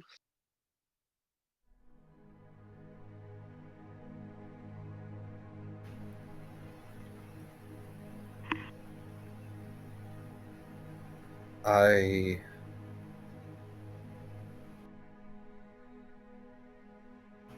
was struggling very hard last night to deal with the adrenaline high, as you might call it, of existential threat. And frankly,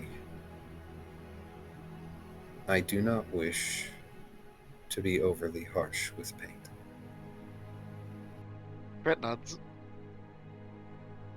And does scribble out, well, technically here in the city, you're perfectly fine, even if you were to disintegrate. I am keenly aware. He says in a way that hopefully gets across that he's had it happen before. Yeah. He probably got stuck in a dryer. Heh.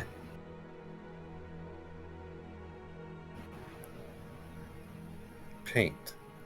As he just sort of leans over to try and get a look at Paint.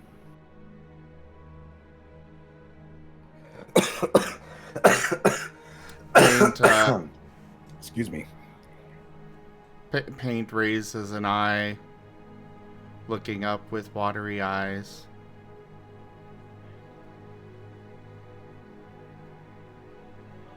Or raises an ear to look up. I am upset, but I will be okay. What terrified me more was when I realized you were not here.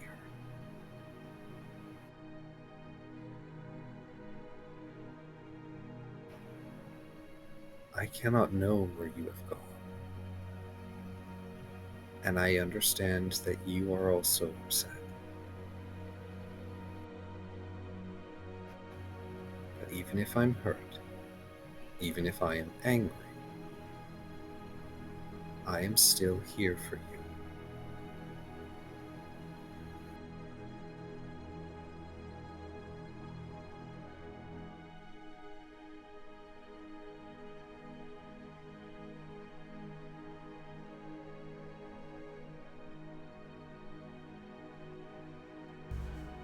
Paint lets out a small whine,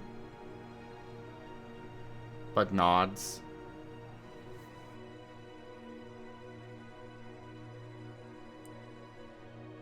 Fred will scribble out, actually, Paint? Today? How about write me up a contract? I'll play fetch with you. He shakes his head.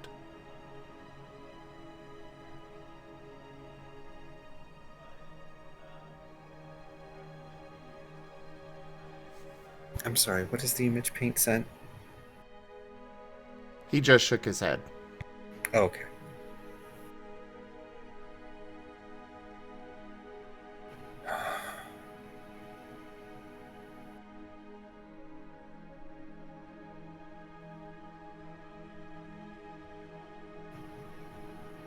cannot force you.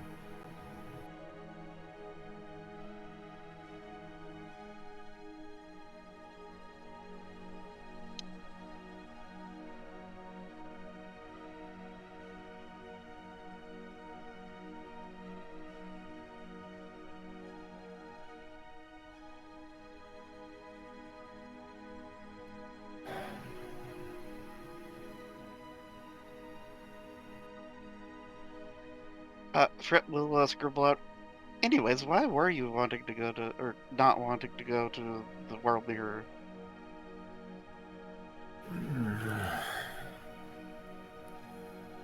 Something about the vision I saw in the mirror not necessarily being fake. Erebane said that maybe with all of your help I could trace the location. Fret has a very contemplative look. He even offered us passes to allow us to leave the city for brief excursions, which I took him up on the offer. Fret's eyes kind of brighten at this. Shoal squints.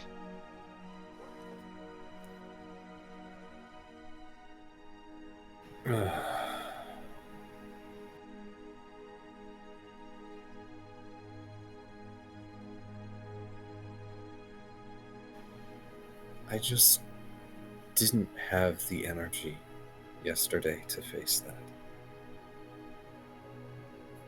Fret nods.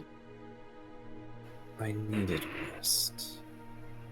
We all need rest. Especially you, Paint.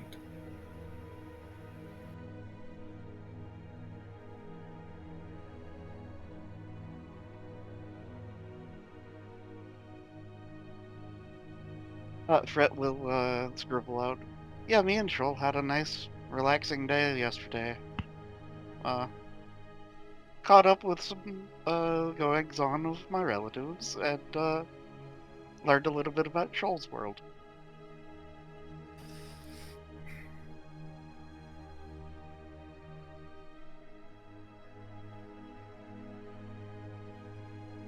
That's right. We need to go meet Betty.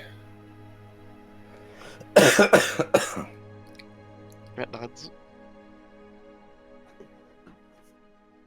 Look, Paint, you can be upset if you like.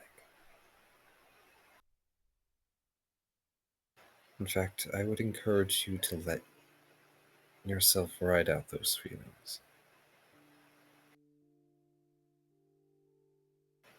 But for now, I have a meeting to go to.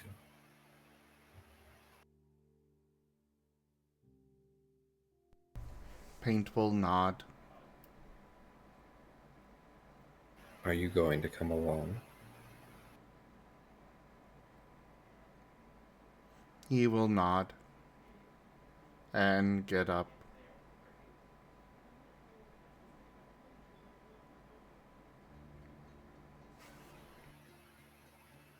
Last, we'll walk over to Paint.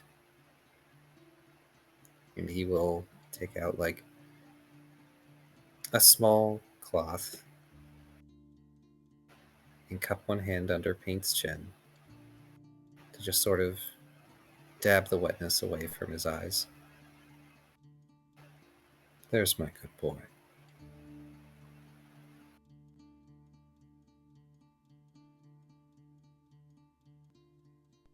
He looks down at that.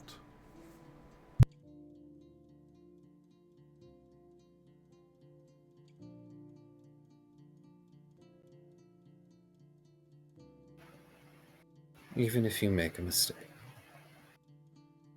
that's what you still are to me.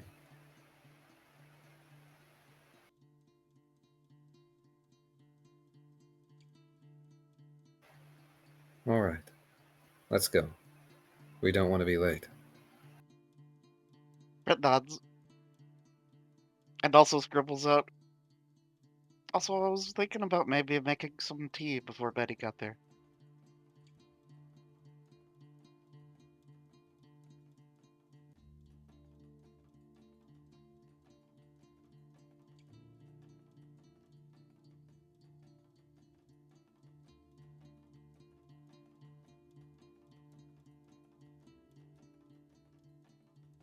All right, so I cannot run the scene I was planning in 15 minutes, so I think we might be cutting it a little short unless we're intending to go late, which I don't think 2 people can.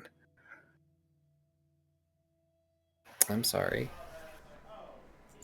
Oh, I was gonna say I can delay the next game, but sorry. Yeah, I think he needs to go to bed, unfortunately. Unfortunately. I wish it didn't work tomorrow. I'm sorry we went so long. It is fine. Betty will come next time. As he's fine. Once again, we can handle Betty tomorrow. Or next session. Not tomorrow. That's not tomorrow. And hopefully by then my voice will have recovered, and I don't sound like this. Kind of like the radio voice you've got going on. I'm glad you do, but I don't exactly enjoy it. I know. It's a little rough. So, with all that in mind, let me see. Is there anybody I want to raid?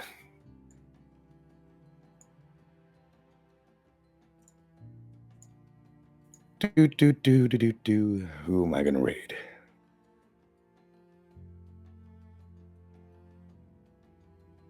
Oh, Rex is going, so I might as well raid him, huh?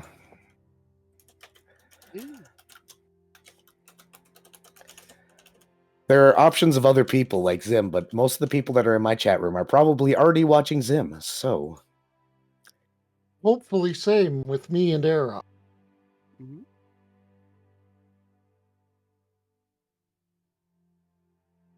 Oh, silly ads trying to load. All right, yep. So I'm going to go ahead and raid Rex Strider over on my end, so throw up credits. Because credits exist here. And I want to thank everybody so much for watching today. I definitely appreciate y'all. Of course, hit the follow button, like, subscribe over in YouTube land, and make sure to drink plenty of water, get plenty of rest, and take better care of yourselves. Y'all have a wonderful night out there. And everyone Bye. on my stream, go and follow me, go and follow Zim, go and follow Era, go and do the YouTube things that he mentioned, and stay cute, everyone. Mwah. Well, that was adorable. Oh. Yes, it was. And on my end, thank you everybody for joining us today for Recallers of the Lost Pathfinder. Check out our website, zgfgaming.com. We've got links for our Discord, Telegram, Mastodon, Blue Sky, Patreon, and more. There on the website as well as down in the description below through our link tree. Thank you to my patrons, tippers, and subscribers. It is your support that keeps this channel alive and going. I cannot do this without your guys' help and your support, so thank you. Consider becoming a patron over at patreon.com/zgfgaming. It's one of the best ways to support the channel, though you can also do so by sharing the stream around, as well as coming by, hanging out, going and checking out Era, as well as Taya.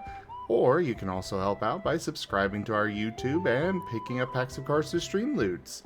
But for now, thank you so much for joining, and I bid you all the most fondest adieu. Bye. Bye. Later.